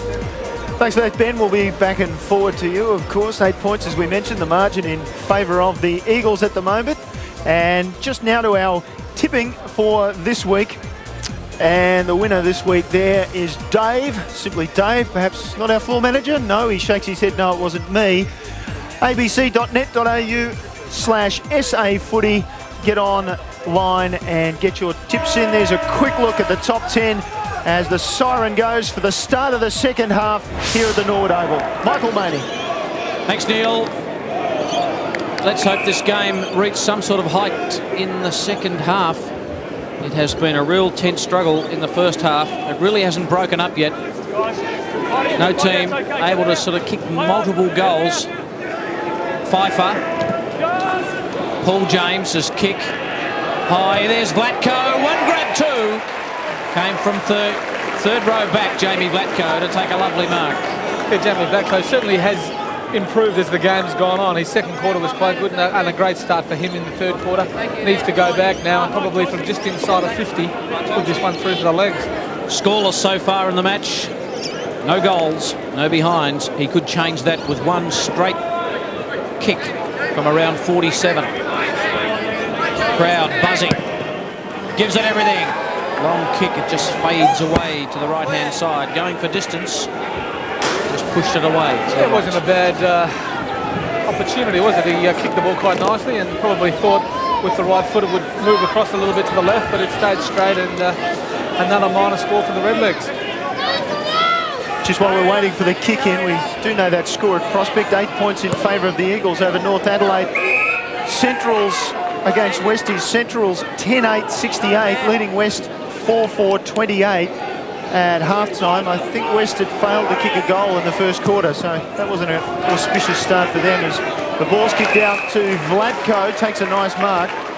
And Vlatko drives it back inside 50, looking for Robbie Neal, sets himself at the front of the pack. Butcher flew over the top, then ball to ground. Umpire comes in, says he'll have the ball for a bounce. One more score to go through very quickly too as we watch that ball come in again. It's South Adelaide down at Noarlunga, failing to really make an impression at the moment. Sturt 7-9-51, leading South Adelaide 1-5-11 as the ball comes out to Bailey in a bit of space around the corner, long and high, and just sneaks in for a goal. And I think a fantastic kick by Stephen Bailey, but whether we'll be able to see it in replay, Robbie Neal was certainly asking for the handball and fairly disappointed he didn't get it, but in the end it was a great finish by Stephen Bailey. Robbie Neal, that would be the man doing all the bouncing at the front of the picture there. That's yes. Stewie. Perhaps if he had Stephen Bailey's blonde hair, maybe Bailey might have seen him. Sorry, Sodas, go. Stewie Bound has 2 goals for Norwood. Just a change at the start of this second half. Mitchell has gone on to him and Benny Mills is on the bench, having started previously on Stewie Bound. Thanks, Mark. First blood in the third term to Norwood. There's Ruwat. Ball right in the middle of this lovely little ground in Norwood. Ruckman just holding on. Umpire said both holding. Taken by Reeville. Shoeback couldn't mark it. Vassell caught one high. Umpire Tim Pfeiffer right on the scene. Been all right, Vassell for them. This one just a little bit high by Panozzo. Long kick. Vlatko at the front, can't hold on. Statham. Good tackle by Neal, hacked off the ground by Clements. Into some space, Sherwood just testing that hamstring out. He's missed a little bit of football with a hamstring, Sherwood, and goes for the line. Falls everybody, including the umpire. But not some sections of the crowd, Steve Williams. No, I think the Hill certainly wanted that one played deliberate, but he was under a fair bit of pressure and certainly went along the boundary line rather than straight over it. Bound just hacks it out of there. Bennett just off one step. Nicholas and Duldig. Patfall, lovely work. Got it away to Bartamucci who threw it. Advantage rule paid, Reeville. Just shares it with Moore. Moore on the outer side. Sandery came in. Reeville caught. Gee, Norwood hunting in numbers. It ends up with Burdett. Burdett kicks it long. Mitchell Levy's target Salopek. Chips in and takes the mark.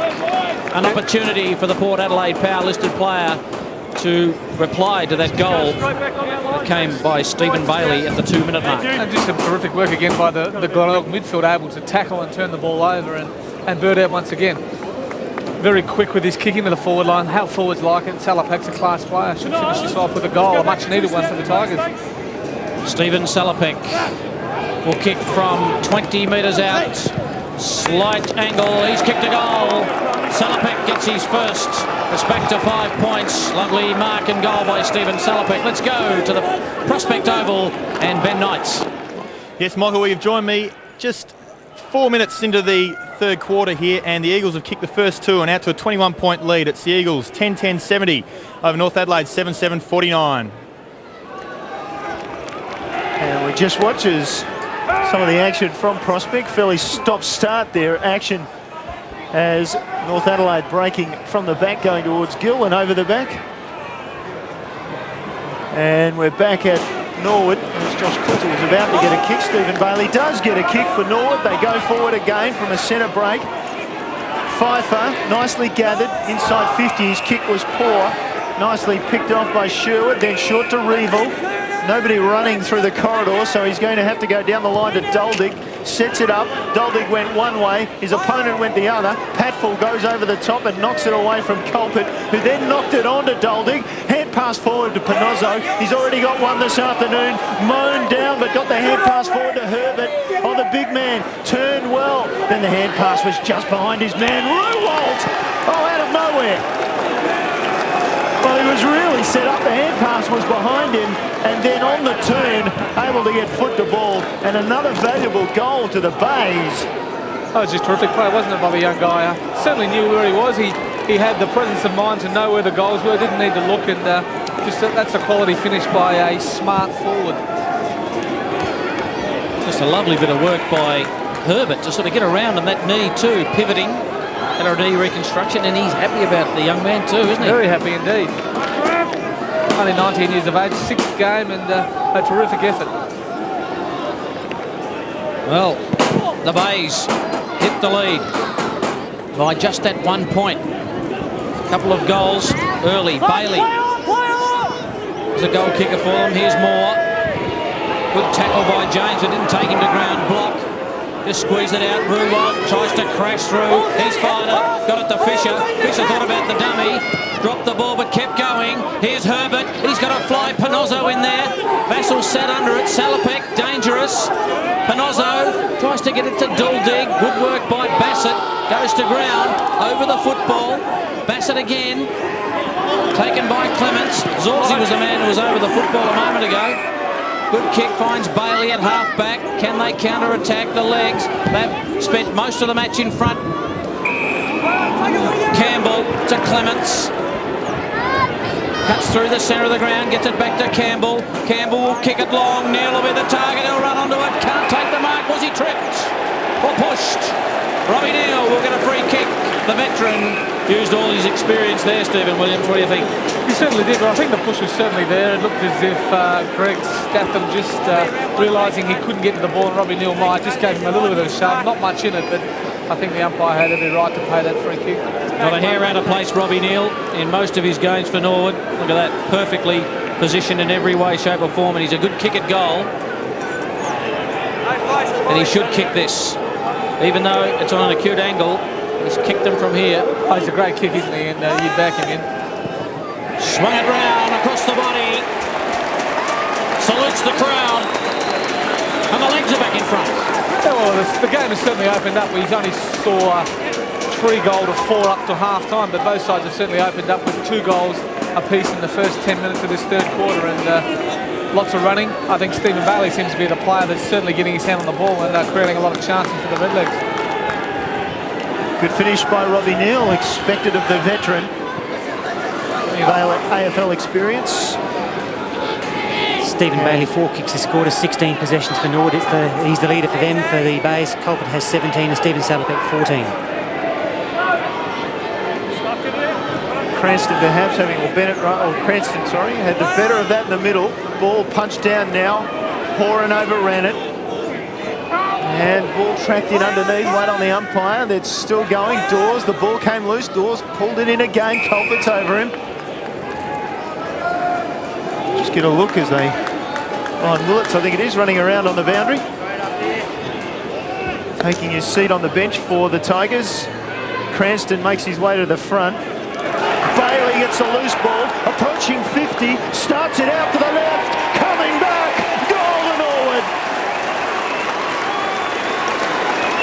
Well, he's certainly been the difference, hasn't he, in this quarter, 2 goals, and he's actually, I think, Heath Colpert's direct opponent. They're certainly playing wide of each other, and he's been the man that's where the Redlegs suffered in that first half with stoppages. Bailey certainly picked up his work rate and creating damage around the packs now.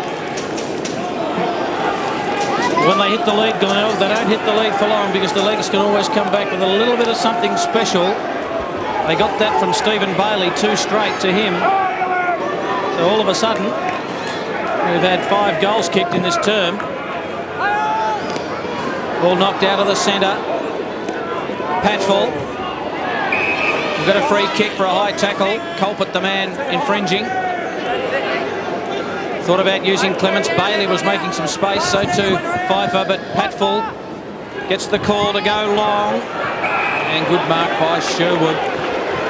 He's had Vlatko under wraps for most of the day. Finds his skipper in Ben Moore. The Bays have got to find something here. They've got numbers in the centre of the ground through Cranston and also Salopek. Cranston moves it on quickly. Doldig's going to have to fly. Too much strength and height for Bartamucci. Just brushed him off like an annoying fly. Kicks it long. It may be okay to Butcher. The kick wasn't the best, but somehow it found its way into the hands of Butcher. We don't know too much about his goal-kicking prowess, Butcher. He's going to have a shot at them. He's only kicked 4 this season, 14 games, 4 goals, but Matthew Doldig certainly has been the player. He's been the key forward for Glenelg, strong in the marking contest and provide a lot of opportunities.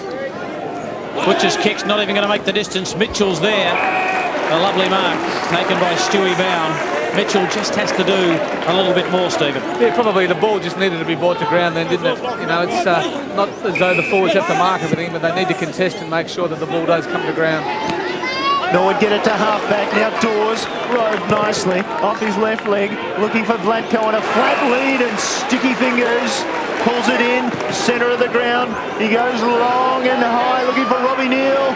Punch came over the back. Bennett for Glenelg. He'll rush it. No, he won't. He'll go by hand to Statham. Then in turn, Burdett, steady. Nice kick. Ben Moore at half-back. Looks further afield. Might have been touched, that ball. Culpert was good over the top. Obviously, it wasn't touched. Culpert now can spread it to this side of the ground. Does so. Block. Block in turn has runners. Ignores them. Goes to the flat lead of Cranston. Spoiled his own man, Reevil. Got it forward to Butcher. In traffic, he's in trouble. Ball taken away by the Glenelg, or rather the Norwood defenders. Bailey's kick was strong and long. And a nice mark taken by Yeomans, who then gave it up by hand. Bad mistake. Tigers get another opportunity. Reevil had plenty of possessions in the first 5 minutes of the game. This man's had possessions all day. Colbert slips it back. Block. And now it comes to Ruwald. He's in trouble. And taken to ground. Umpire says, Stephen Bailey, you can have the free kick. A frenetic passage of play.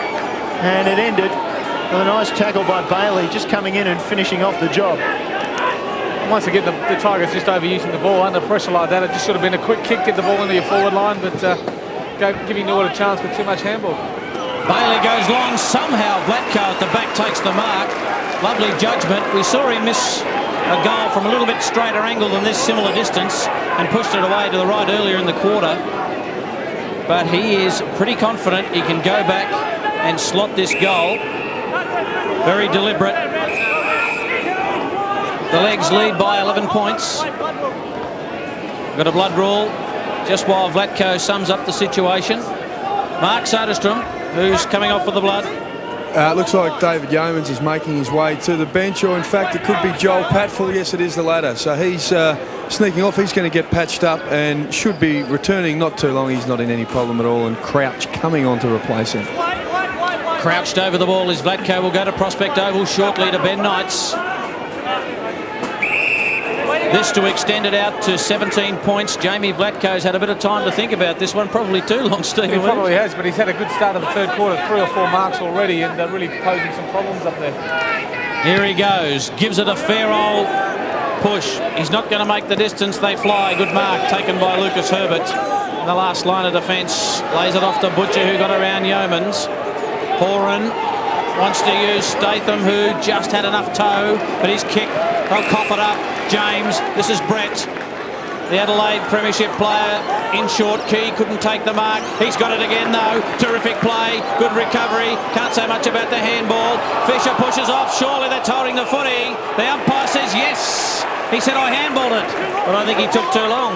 Yeah, probably a little bit stiff. It was a terrific tackle, and whether he was actually wrapped up in it or not, I'm not too sure. We can watch here again on replay.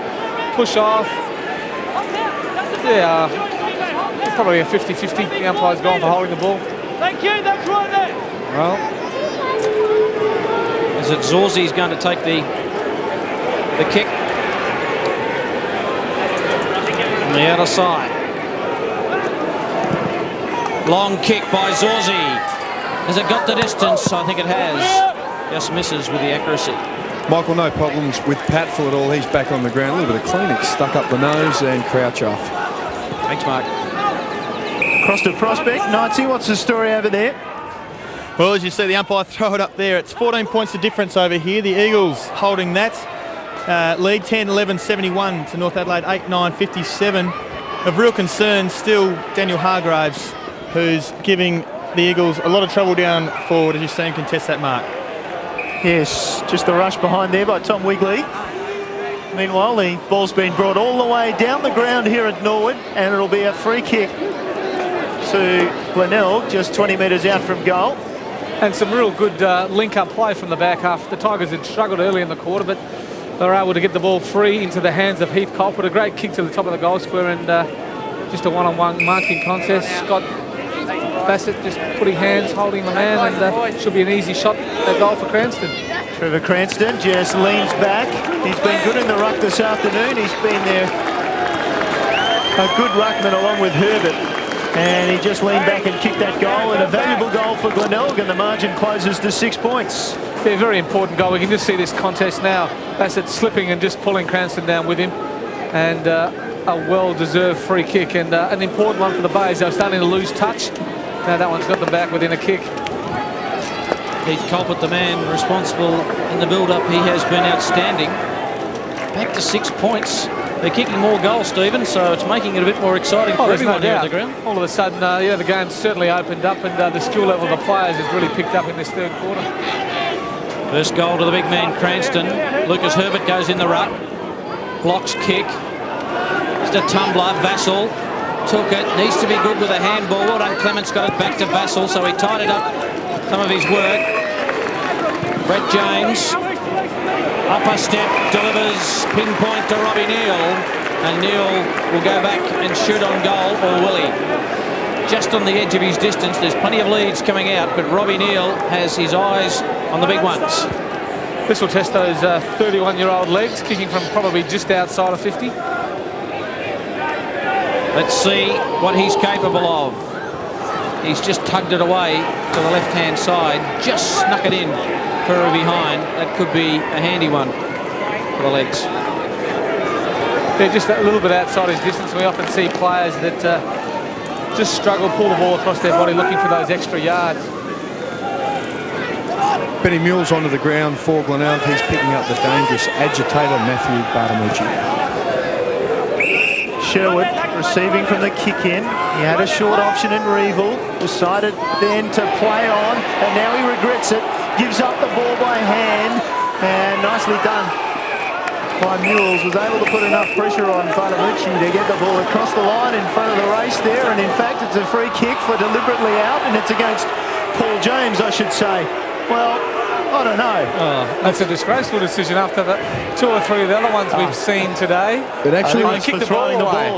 Yes. Kicked the ball away. That was what that was just as bad anyway. That's not a free kick. in my book. You're not allowed to have any anger in football. Mules. Long. In the middle of the pack, almost a mark to Salopek. Hand pass was smothered. Mules again, taken to ground. Umpire Tim Pfeiffer calls play on. And the players pile in about 48 metres from goal. And off the ball, Paul James just having a little bit of push and shove. And being spoken to. And in fact, the free kick to Stephen Salopek, who said, "Oh, he got me in the throat." So we've had a couple of ticky-touch free kicks, to quote a phrase. And Glenelg, the recipient of both, they've managed to go well. And now there's a little bit more on the boundary line there. Keep Young on that, man, Sodas. Nick Lower taking them on. Mark Soderstrom's around there to make sure the piece is all settled down. I think Adam Fisher, a very angry man, he's just come off the ground just to let some steam off. Revel, nicely done in close. Handball the ball away, and they get down to half forward. Over the back, it falls to Doldig. From 51, he lines up long, and it won't make the distance. It's in the goal square now. 2-on-2. And Bassett does well, holds his feet, gets the hand pass away. Nicely done. Norwood will come away from defence. Under pressure, though. Good stuff from Mitchell. Put the tackle on, gets the ball back from a tight angle, centres it up nicely. Shoeback was the target, falls over the back. Here comes Doldig, bustling through. Don't get in his way, whatever you do. He's so big and strong. The hand pass was loose, didn't find more. Bound got it away, and Patfull in turn showed great skills. Finally, the Redlegs get it away from defence. Boy, that was hard work. Good stuff by Patfull. Outstanding to Key. Key kicks it long.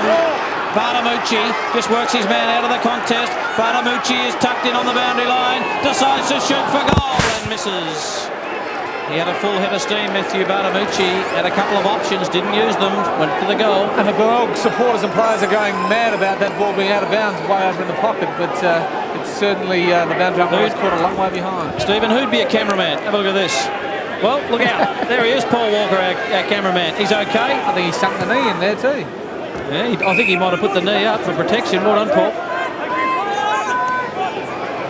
He's got big protection. All he has to do is drop the camera. I know it's expensive, but he could have dropped the camera on somebody's head. Now the Bays releasing the ball from half back. They're off and running, looking for Shoeback. Nice mark in front of Clements, who put on plenty of pressure. And Shoeback says, "Oh, I wish there wasn't that much pressure." Have a look at that. Well, no doubt that that blood is flowing, shall we say, and he will have to come from the ground. And it's on the extreme outer wing, and so it'll take some time to get right across the oval and off the ground. That pause may allow us to just check out the situation at prospect, perhaps. And Benny Knights, what's the story across there? Neil, it's the Eagles by 4 goals now. 8 goals, 10, North Adelaide 58. Eagles leading 4 goals, 12-11 to 83. You see the North Adelaide fans are getting extremely fired up. They've had a couple of ticky-touch wood decisions in the last 5 minutes, so not overly impressed at the moment. Matty Stokes just kicked a fantastic snap goal. Thanks for that, Ben. And the action underway again at the Norwood Oval, and ball across the half-back line for Norwood. Burdett dancing through the pack, kicks it up in front of goal, looking for a mark. Ball eventually found its way to the ground amid about 8 or 9 players. Cranston got his kick away somehow, and Bailey ensured that the danger passed for the legs, just handballing through the rush behind. And Bailey is either cramping or just somebody falling across his leg as we look at Shoeback being patched up. Probably deserves to be cramping, Stephen Bailey. He's just had a fantastic third quarter and really worked hard to get the legs back into the game. Bassett in short. 7 points the difference here in favour of Norwood. Long kick to a contest. Revel just keeps on getting the ball. The player of the future, that is for sure. His kick finds Herbert, who is gathering confidence as this season progresses. His left foot kick found the lead of Mitchell. Mitchell, normally good in this situation. Duldig couldn't take the mark. He's gone to ground. He's hurt. We'll keep an eye on him in a moment. Zorzi looks for the boundary line. Brett James. Duldig still taking a bit of time to get up. Short pass finds Clements. There he is. He's had the wind taken out of him, Matthew Doldick. Bassett kicks to a couple of red legs in Bound and also Crouch. Bound wants to get around a couple. Sandry over the top. Crouch, make a name for yourself, son. Just knocked off the kick by Colpert.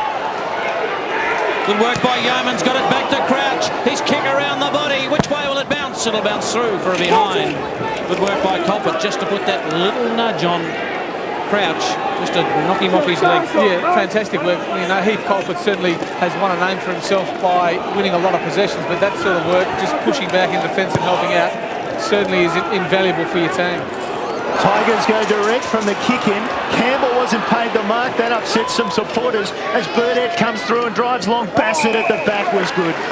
And he'll be called to play on surely. No, umpire in turn will go back and set the mark and ask him to go back. Why, Stephen, wouldn't you just call play on? Exactly right, particularly in the back half. You can understand perhaps in the forward line of lining the players up, but in the back line, call play on. Well, it was one continuous motion. He took the ball and off he went. As we look there, Shoeback just preparing perhaps to come back on the ground. No problems with him, Neil. Just a little flesh wound above the right eye. He's all patched up and he'll enter the field in a moment. Bassett goes to centre wing. Bailey thought he was coming to him. In turn, it was knocked away. Panozzo had a look. Bailey grabbed him. Hand pass to Burdett, though. Burdett in turn goes back. Nice smother by Paul James. Now blocked. James again with a block on block. And pulled in, and that could be holding the ball. No, James has now pulled it in. Wait on the umpire. He says, I'll have it. Right in front of the Wood Street stand. Plenty of action. And the Legs fans would enjoy the smother of Paul James. Look at that. Terrific work, and not only the one smother, but if we see it long enough, he actually follows up and puts another one on there. Oh, terrific effort. Possession to this stage, Norwood have had one more kick, Glenelg have had one more handball. Number 1 and 2 possession winners in the league. Very close. Nicely done by James, but Bassett ran into trouble, and then it came loose to Salopek from 20 metres, a goal. And the margin back to 2 points. And once again, just the tackling. There's been a lot of skill errors today, but I think both sides can really be commended for the ability to wrap up. And we've seen Scott Bassett caught 4 or 5 times, and Jacob Shoeback, I think, has actually been the player that's caught him and able the ball to be jarred free. Salopek picking up the crumb, jumping over Bassett, and then finishing off with a terrific goal. Back to within 2 points, 7-15 to 7-13. Luke Panozzo off the ground for Glenelg, coming back on. Adam Fisher to the half-forward line, being picked up by Matty Dawes. 2 goals out of the 4 goals in this term, kicked by Stephen Salopek. A mistake by Scott Bassett, who's been terrific for them back there. Block. Now get through for Glenelg. Key got it to Crouch. Touch play on, the umpire said. Mills took the mark, hasn't heard the call. Good tackle. Umpire yelling his lungs out. That's good umpiring to keep that call going, isn't it? It is, because the player that's taken the mark probably thinks it's a mark, and when he hears the play on, he knows exactly what is going on around him. Dawes got a trip, I think. Accidental. Dawes in the centre of Norwood Oval. Kicks it long, looking for Neil. Can't take the mark. Front and square. Sandry got it away to Paul James. He slips it on the boots and slips it through for a goal. And you think he's pumped? He is. It's back out to 8 points. And the important part of that play there was just the contest from Robbie Neal. Not really in the marking contest, but just got a hand in there. As we can see here, pushing across, gets a hand in, creates the crumb. Terrific roving, a nice release to Paul James, and doesn't miss him inside of 25 metres. Just great team play. We had to give the ball off, and a great goal from James. How good Sandry been? He's been great, hasn't he? His ability to get to the front of the packs, come the ball and give it off, nice and clean, which is the sign of a good on-baller. Paul James enjoying his time back at the parade after briefly going across to Prospect and playing for the Roosters. Bartamucci, Crouch off the left foot, missed his target. Robbie Neal was on the lead. And Glenelg just get it out of bounds. Statham, the man there, just getting it over the line. 45 metres around from their goal. 29 minutes have passed in this third quarter. 8 points the margin. Peter Simmons must think his side's still a chance. He's not looking at the play where it is now. He's looking behind the play. And did that siren go or didn't it? Wait on. There it's, well, that was the shortest siren you've ever heard. And I don't blame Dale Lewis for being confused. Is that or is that not the three-quarter time siren? The umpires perhaps just making an inquiry as everybody goes onto the field, and we'll wait and see. It was the shortest blast of a siren of all time.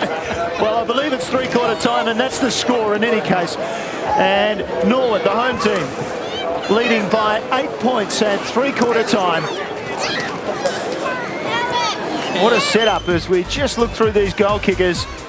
And for Norwood, with Stephen Bailey, Robbie Neal, and Stewie Bound with the multiple goal kickers, and Stephen Salopek with 2 goals in the third quarter, keeping the Bays in the game, Stephen. Well, it was a terrific quarter, wasn't it? Both sides, I think, kicking 4 goals, and as you mentioned, Salopek finishing with 2 that quarter.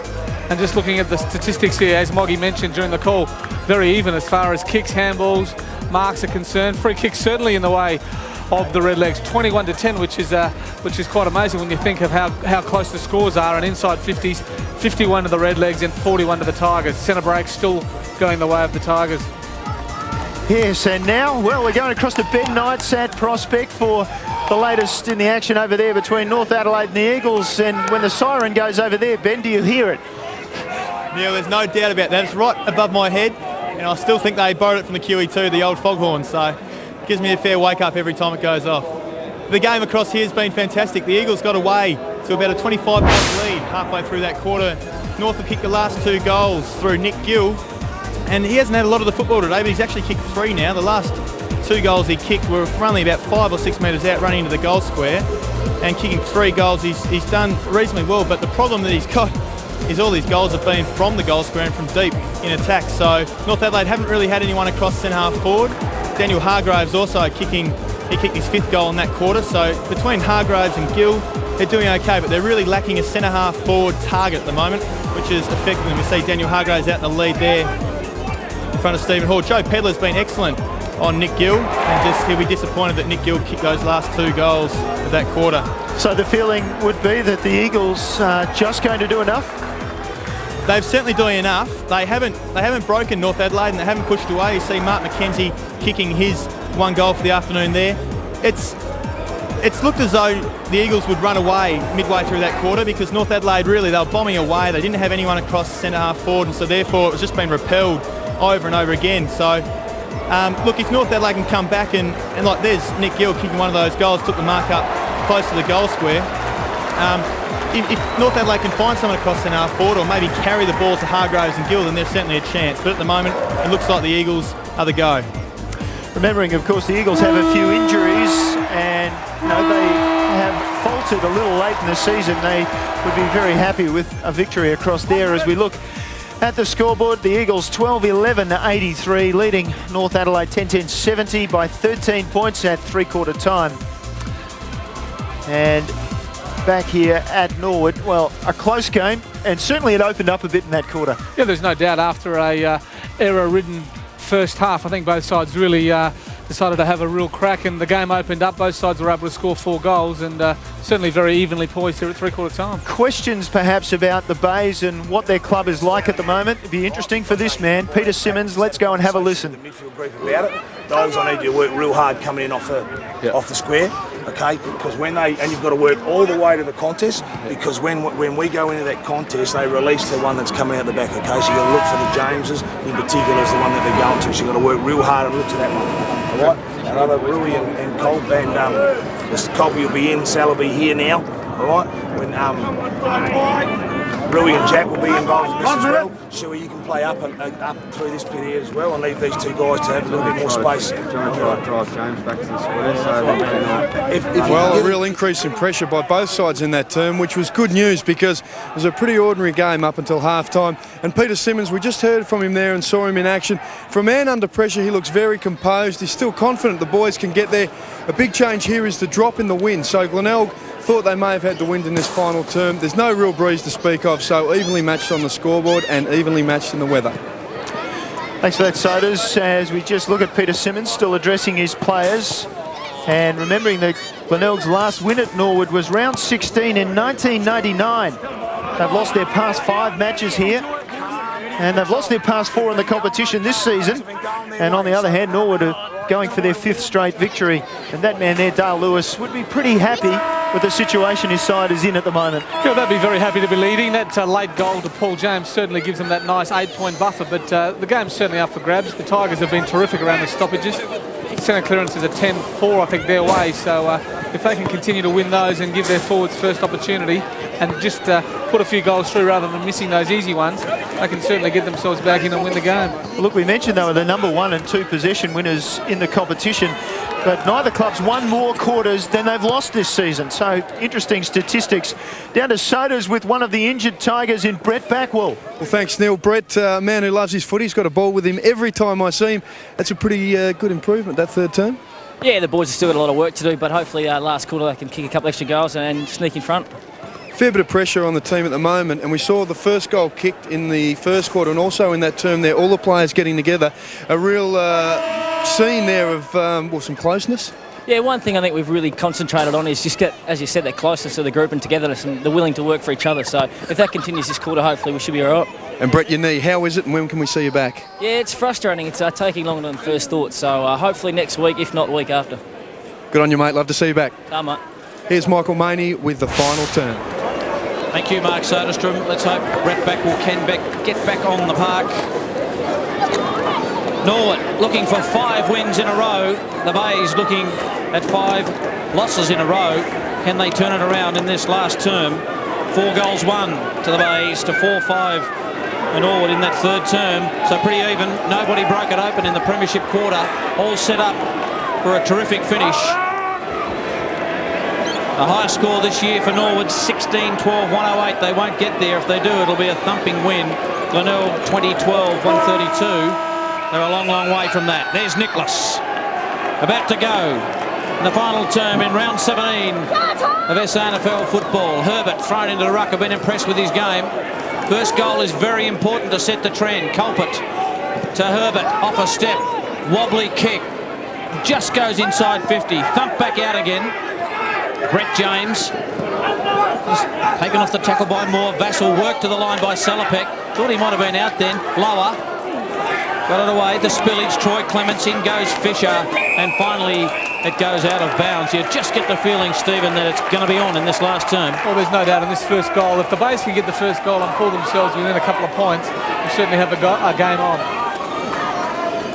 Getting a bit dark at the parade. Here's Culpet running on for umpteenth possession for him. Uses Fisher. This could be the one for the Bays. Fisher's tugged it away to the left.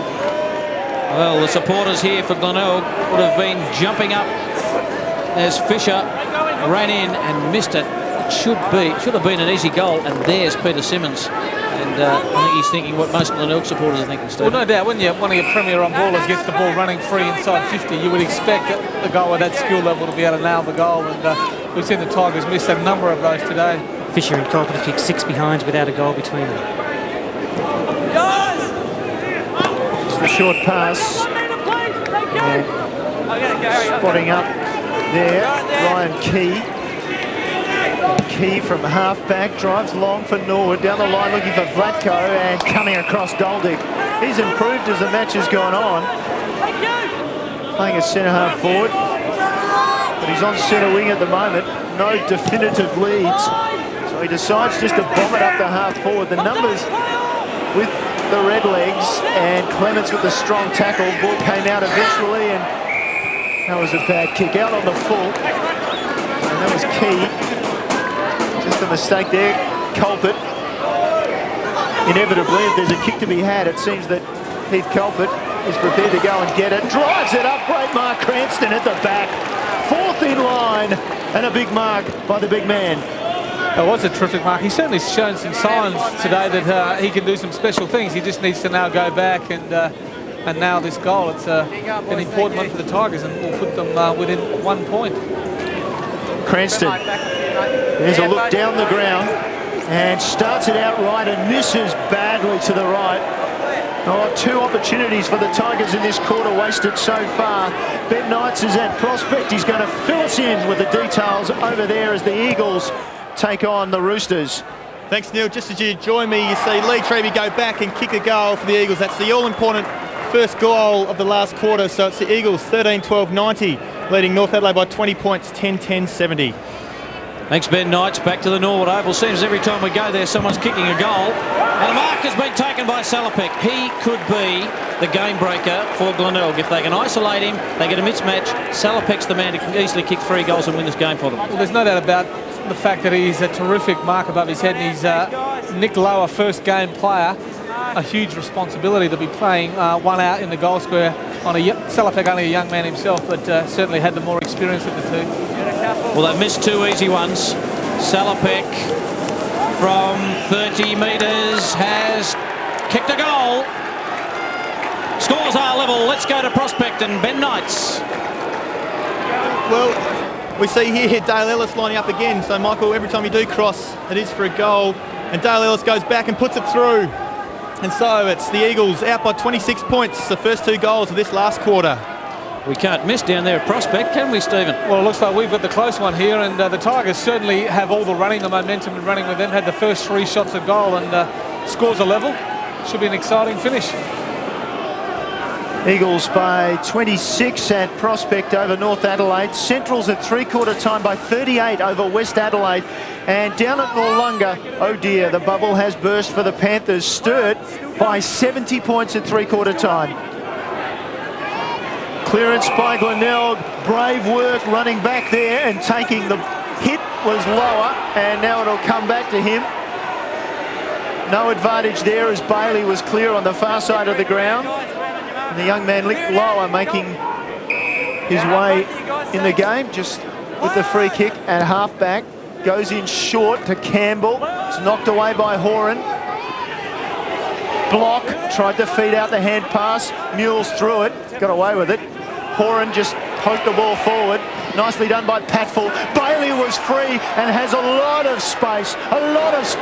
Can work to the 50, can draw a man, pop it over the top. Vlatko, and just taken away from the ball by Sherwood, did well. Comes back to Vlatko in the end, a snap, spiralling towards the pocket, almost taken by James. Just out of bounds, and not a bad result in the end, Stephen. No, you sort of wonder what Stephen Bailey would be doing, sitting right out there on his own when the ball's on the other side of the ground, but certainly got himself in a dangerous position, but probably should have used the ball a little bit better. Well, whatever he's doing, it's working for him. He's had plenty of the ball this afternoon. Robbie Neal comes over the back. Butcher's over it. He overruns it. Fisher doesn't. Picks it up. Taken to ground by Vlatko. And 25 metres out from the goals. We'll get a ball up. Norwood. The score's level. And that man, Dale Lewis, just a little concerned. They had an 8-point break at 3/4 time. Culpet comes over the top. Smashes it out of the defensive area. Taken nicely and gathered, and a good pace from Ryan Key. Key inside 50. Good disposal.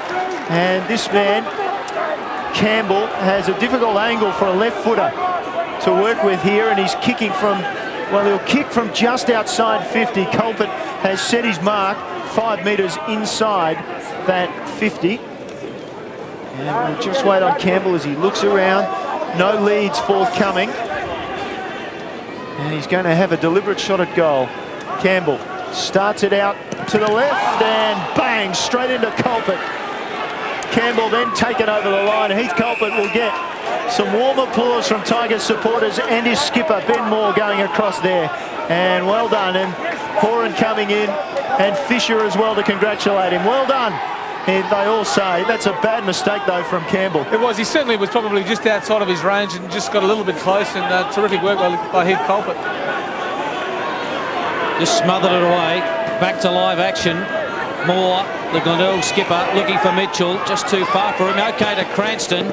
Cranston's kick around the body. Now someone might get a good bounce. Salopek does to Shoeback. He squitches it round the body. The Bays are in front by a goal. And there's that man, Stephen Salopek again. If he's not kicking them, he's setting them up. Yeah, it was just class play, wasn't it? Probably a little unlucky. Norwood attacked the ball. The ball bounced over the Norwood player's head, but just terrific awareness again. We can see here Salopek, great hands, drew 2 players, and Schuback, he's missed a couple of easy ones today and kicked a couple of hard ones.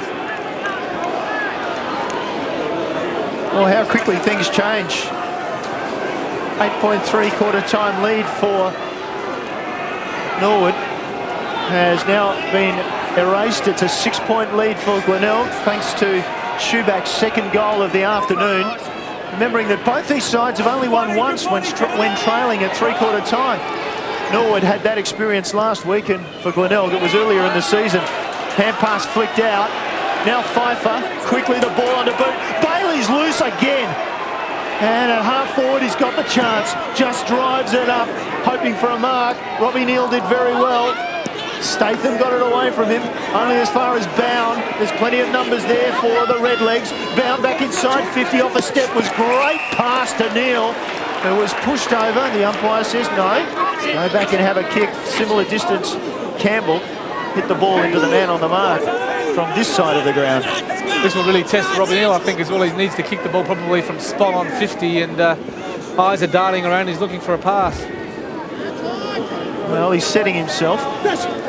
Well, there's a short pass on. He's ignored that. Running into space, Sandery. Robbie Neal, a veteran.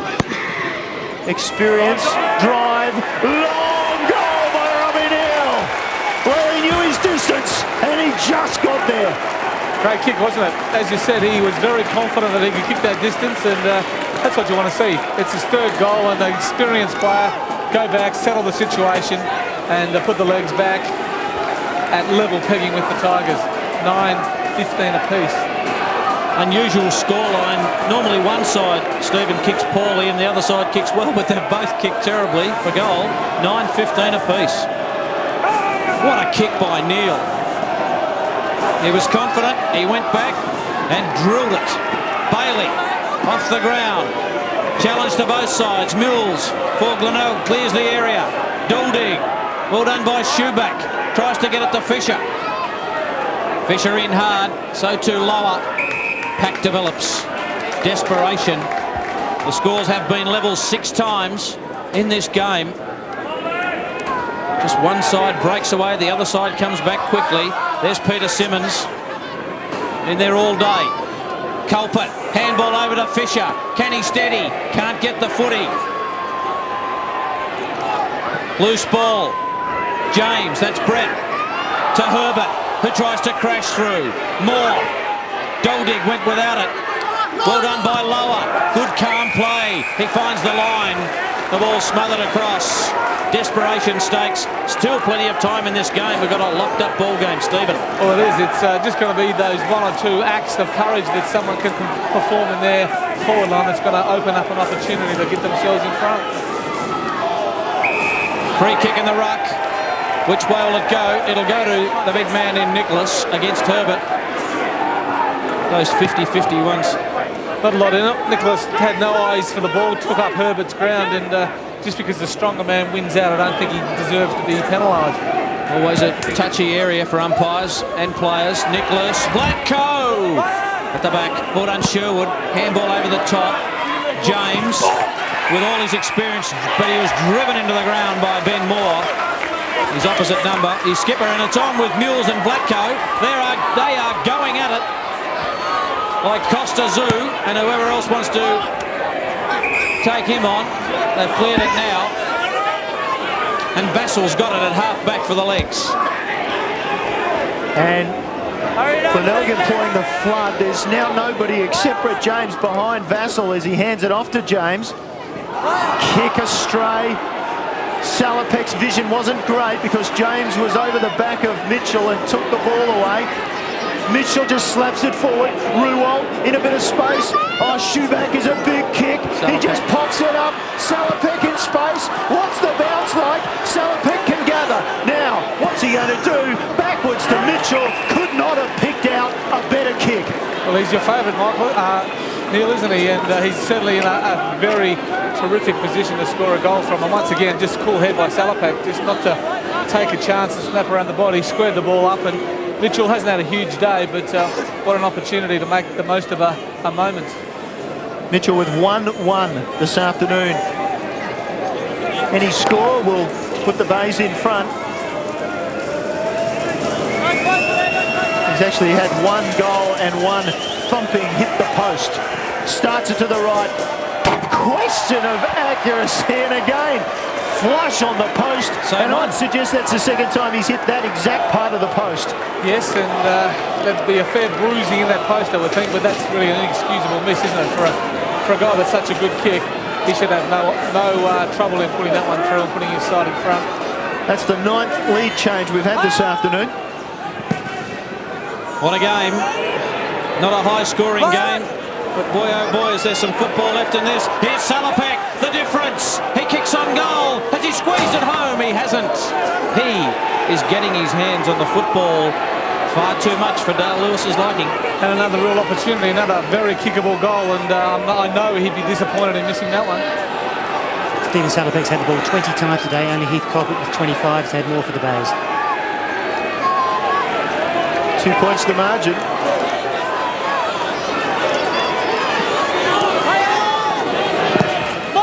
James goes wide, and good work from Schuback coming across the face of his opponent, and Clements knocking it out of bounds.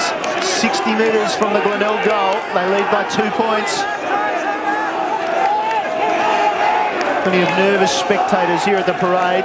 Plenty of Tiger fans shouting out over on the hill on the far side of the ground where the ball is at the moment being thrown in.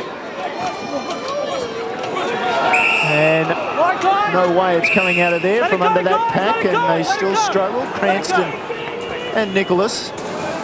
Just a little bit of a push and shove, and they'll resume hostilities in the ruck contest now.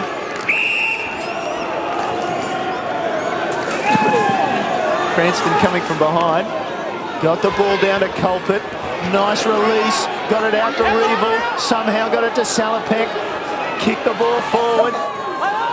Still in dispute. It comes down. And Joel Patfull was the man who flew across the front. And can you see that structure coming down if Peter Simmons' team loses this match this afternoon? We're certainly giving his players a lot of support, isn't he? The Kevin Sheedy style, the old style of the coach down on the boundary line. Another ball up. Dale Lewis doesn't quite know what to have a look at that for frustration. Stephen, no wonder you got out of the caper. Well, it's interesting, isn't it? One coach sitting up in the grandstand and one sitting down, seeing things the way the players would see them. There's Pfeiffer. Been all right today for the Redlegs. Kicks out into open space to another man who's knocked up getting possessions in Bailey, who just about joined them on the hill for a light ale. Boundary throw in, 15.5 gone. Glenelg by 2 points. Umpire's blowing his whistle. Now, what's happened here? Another blood rule. Is that Schuback with some seepage from that dressing that he's got there?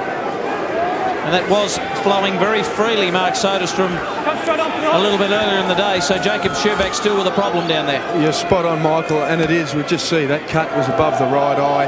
He has been patched up, no time for stitches, so probably just leaking out a little bit there, but they'll just whack on some more bandages, some Vaseline, and he'll be right to head back out there. He could be very important come the dying stages. They need all the goal kickers they can.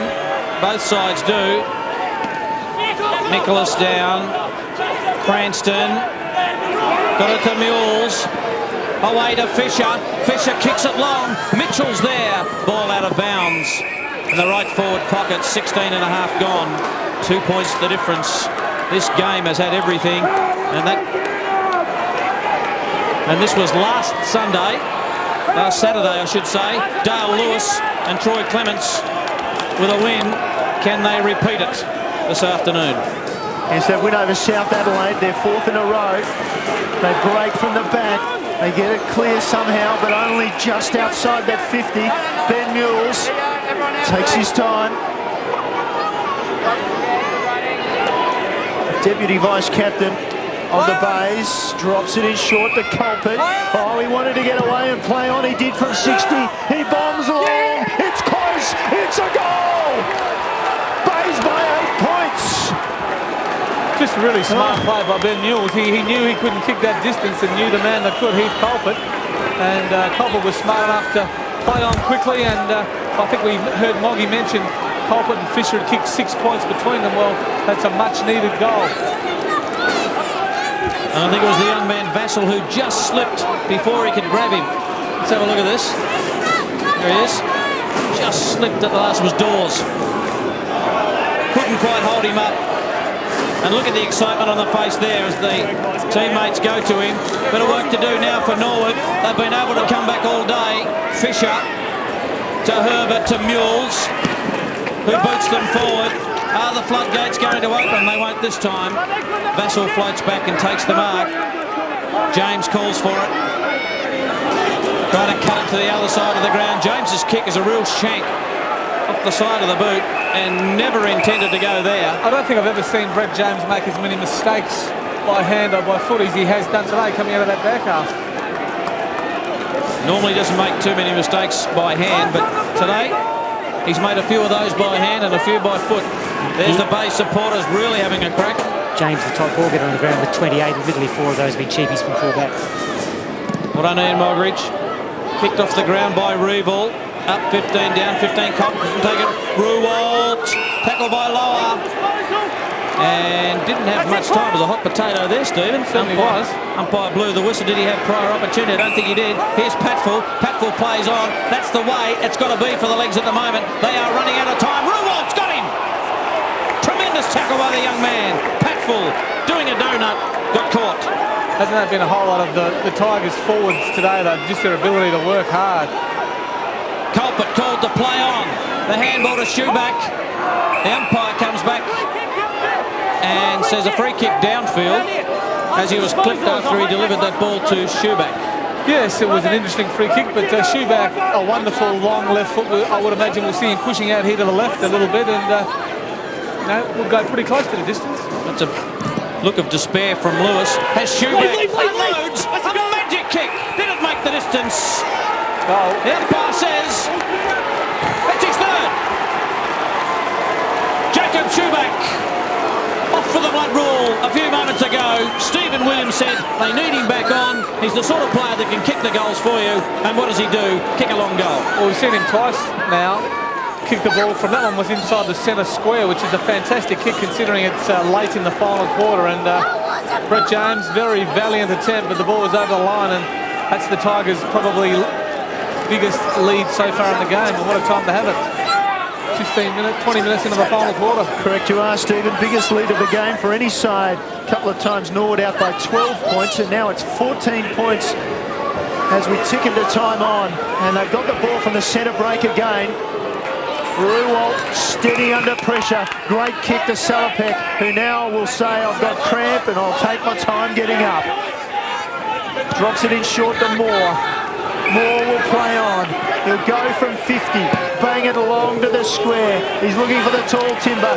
Cranston was one of them. It came to the front. Reeville was the man who took it to ground. Norwood fighting back. The defensive action of the Norwood players good enough to hold it up. Tim Pfeiffer, the umpire, will throw it up in the square. A man there under a lot of pressure at the moment.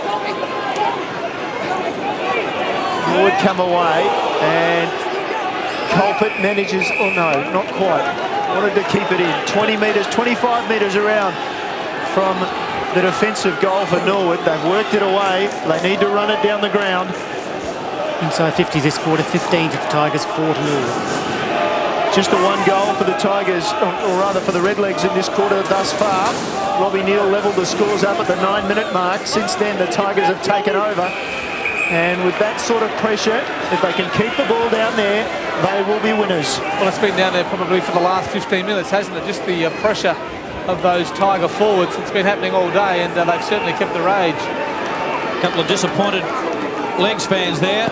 Not too many smiles in those two guys. Hacked out of the air.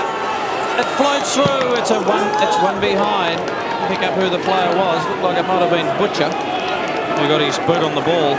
Just faded away. There's a solemn look again from Dale Lewis. Stephen Rowe behind him. Yes, I think they'd be realising that things are slipping. 22 minutes into the final term, and they need to kick 3 goals to win the game. Norwood with the task now. They need to move the ball much faster than this, you'd think. They still have about 150 metres or so to go. And they take their time. and eventually they move it on. Flatcoat, just about collided with Dawes, who was falling back into the ball. Dawes now looks up. They've lost their run through the midfield. Their options are just not there for Norwood. Cranston took down Dawes after he kicked the ball, and he goes back and apologises because I think he got him a bit high and he was a bit worried he might get reported. Meanwhile, the ball's gone to half forward and Pfeiffer has a mark on the 50-metre line. This will be asking a lot. Redlegs fans saying, just kick it. We haven't got time to muck around.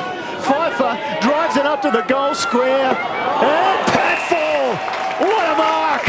Middle of the pack, can take the margin back to 8 points, and he knows that time is in question here. As we see, he comes in from the side. He was quick back off the mark and will kick surely the 10th goal of the afternoon for Norwood. Quickly he does so. They're still in with a sniff. 23 minutes gone, 8 points the margin. Goal to Joel Patfall, down from centre-half back. Stephen, what a goal. It was a great goal, and he's done it before in last quarters. I can remember years ago against the Magpies, him kicking 4 or 5 goals down at Alberton. So a terrific player, and probably an option perhaps that Dale Lewis could look to actually place him down there, because he needs to kick goals to win the game. We saw him take an absolute specky here a few years ago, playing mainly as a forward. He was on Port Adelaide's list, Port Adelaide Power's list. Rookie for the last couple of seasons. You can see what they saw in him. He's had a good game today. In goes Dawes, but so too Mules. Taken by Salopek. Salopek kicks it long. The Bays would love the reply. Cranston's there. Loose ball, overran it. Here's Shoeback. High tackle. High tackle. Dawes, as you can see in the box, is hurt. The trainer going to him, but more importantly, Jacob Shoeback will go back and steady Glenelg, and you would think if he boots this, the Bays are home. You would think so. We've seen him kick 2 terrific goals from outside of 50. This one's a lot easier, and those 2 behinds have come from fairly easy opportunities. So he needs to go back, take his time. The Tigers have all the time in the world, and make sure this one goes through. Coming in for his 13th kicks, had 5 handballs as well. He has kicked 3 goals, 2 in this last term. Jacob Shoeback leans back and nails the goal for Glenelg. He's kicked 4, and it's back to 15 points at the 25-minute mark of this last term. A long way back now for Norwood. And it just goes to show how important it is, some of the clubs having these young rookies on their list. They certainly can make a difference. Thanks, Stephen. Let's go to Prospect, Ben Knights. Thanks, Michael. Well, it's the 27-minute mark out here at Prospect. As you hear the final siren blow behind me, and the Eagles have come out on top of North Adelaide Roosters by 22 points, and the final siren has gone here. So it's the Eagles by 22 points over North Adelaide. Well, there's still time, you'd say, but not much if you're a supporter of the Redlegs. Especially now Glenelg have got the ball forward again. Ruwalt ran onto it and then couldn't make up his mind to go forward instead. Caught holding the ball. Dawes wanted to take the free kick quickly and released it to Vassell, but unfortunately it wasn't his kick. It was Clements. Now Clements is called to play on.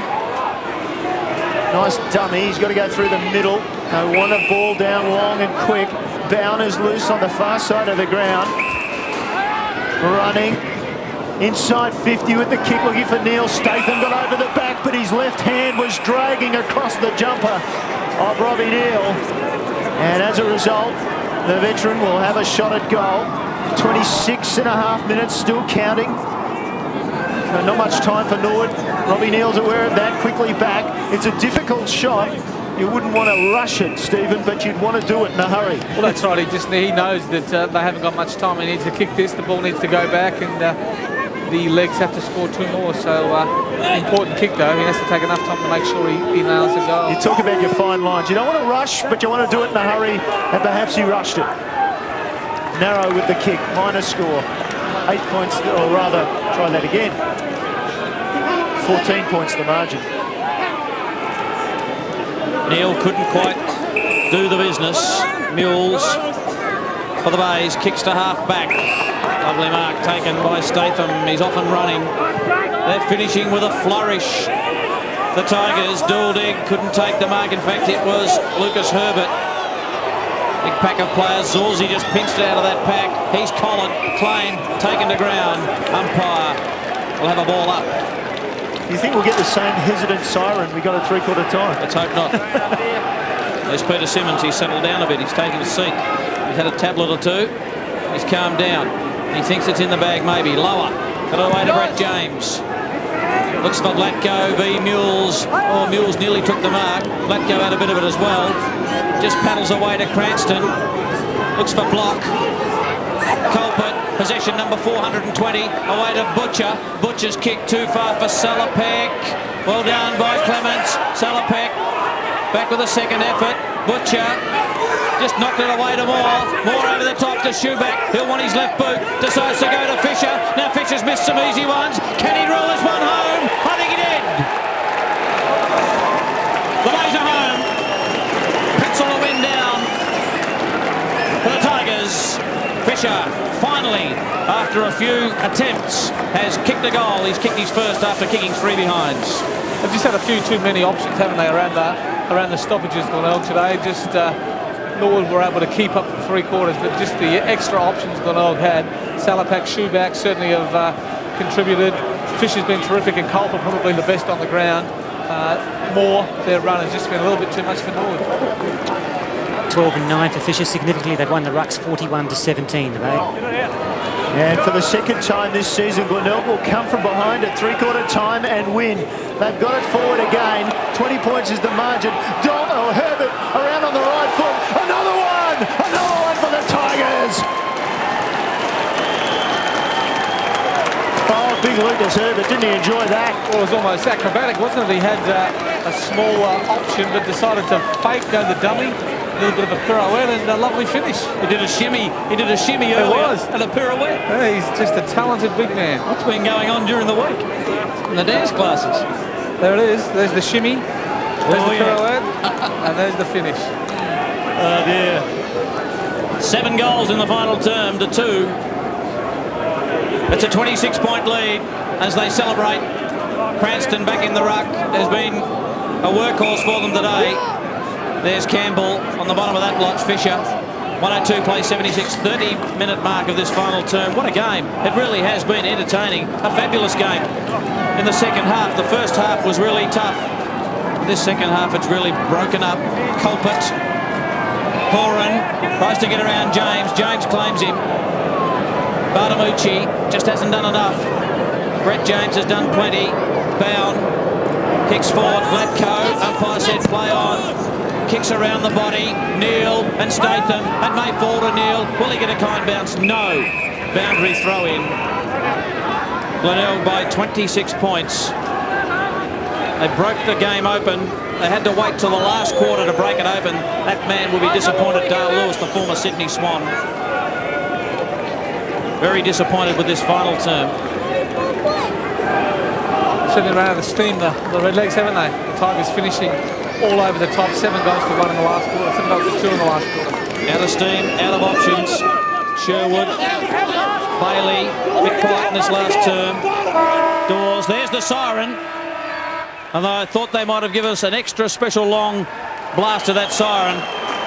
But the Bays have run away with this match at the parade. Outstanding performance by them in the last quarter. 7 goals to 2.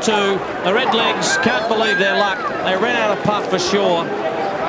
And a terrific win. Peter Simmons been under a bit of pressure in the last week with some comments from a player in the media. And he'd be pretty satisfied with the fact that they've got up and won this game of football this afternoon in round 17 of the SANFL.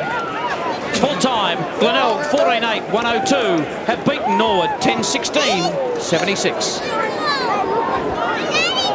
And looking at a fantastic win by the Bays, wasn't it? 7 goals in that last quarter, and no side looked like they were going to break the game open. But full credit to Glenelg. They certainly had the running players running fairly hard at the end of the game and finishing all over the top of the Redlegs for a convincing win. And one of their best was Heath Culprit, and he's a possession winner. So does Watch Your Head. He'll probably get the ball tossed to him.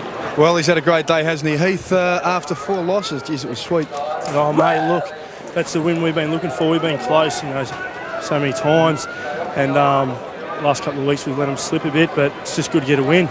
There appeared to be a lot of love out there. A couple of times when goals were scored, all the players got around on 3 or 4 occasions today. Yeah, that's something that we made a focus on, that first goal of every quarter, that everybody gets down and tap the goal kicker on the back. It's like, when it's all said and done, everyone loves playing footy, and we spend that much time together and all that sort of thing, so it's only fitting that you reward the people that do finish off and that sort of thing. On a personal note, your 50th game, great way to celebrate it, and the important pressure goal just towards the end there was good. Mate, I don't know if you could tell when it was swinging around, it's going both ways, and it just come in. Yeah, no, it was good, mate. Good on you, mate. Go and celebrate. Heath Culpert, and I'm sure he and the Bays will celebrate tonight. That man there with his back turned, Peter Simmons.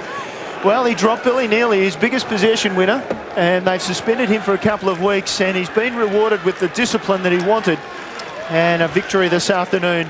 And in other matches, we can tell you, of course, that across at Prospect, it was a victory by 22 points for the Eagles over North Adelaide. 16-14, 110. North Adelaide 13-10, 88. And in the other results this afternoon, Centrals by 53 points over West Adelaide, Sturt by 67 over South Adelaide down at Noarlunga.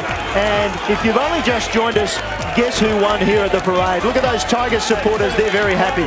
They are indeed, and the Tigers hadn't won here since 1999, was it? Yes. A hell of a long break, and to come back and be 8 points down at three-quarter time and win by 26 was just a great effort. They should be very proud of that. Let's look ahead to next week. Port Adelaide against Sturt is our match of the day from Alberton. Please join us for that one. We can see those other matches. Glenelg, well, that's not a bad match to get 2 in a row, is it? Matching up against West Adelaide. Thanks for your company this afternoon.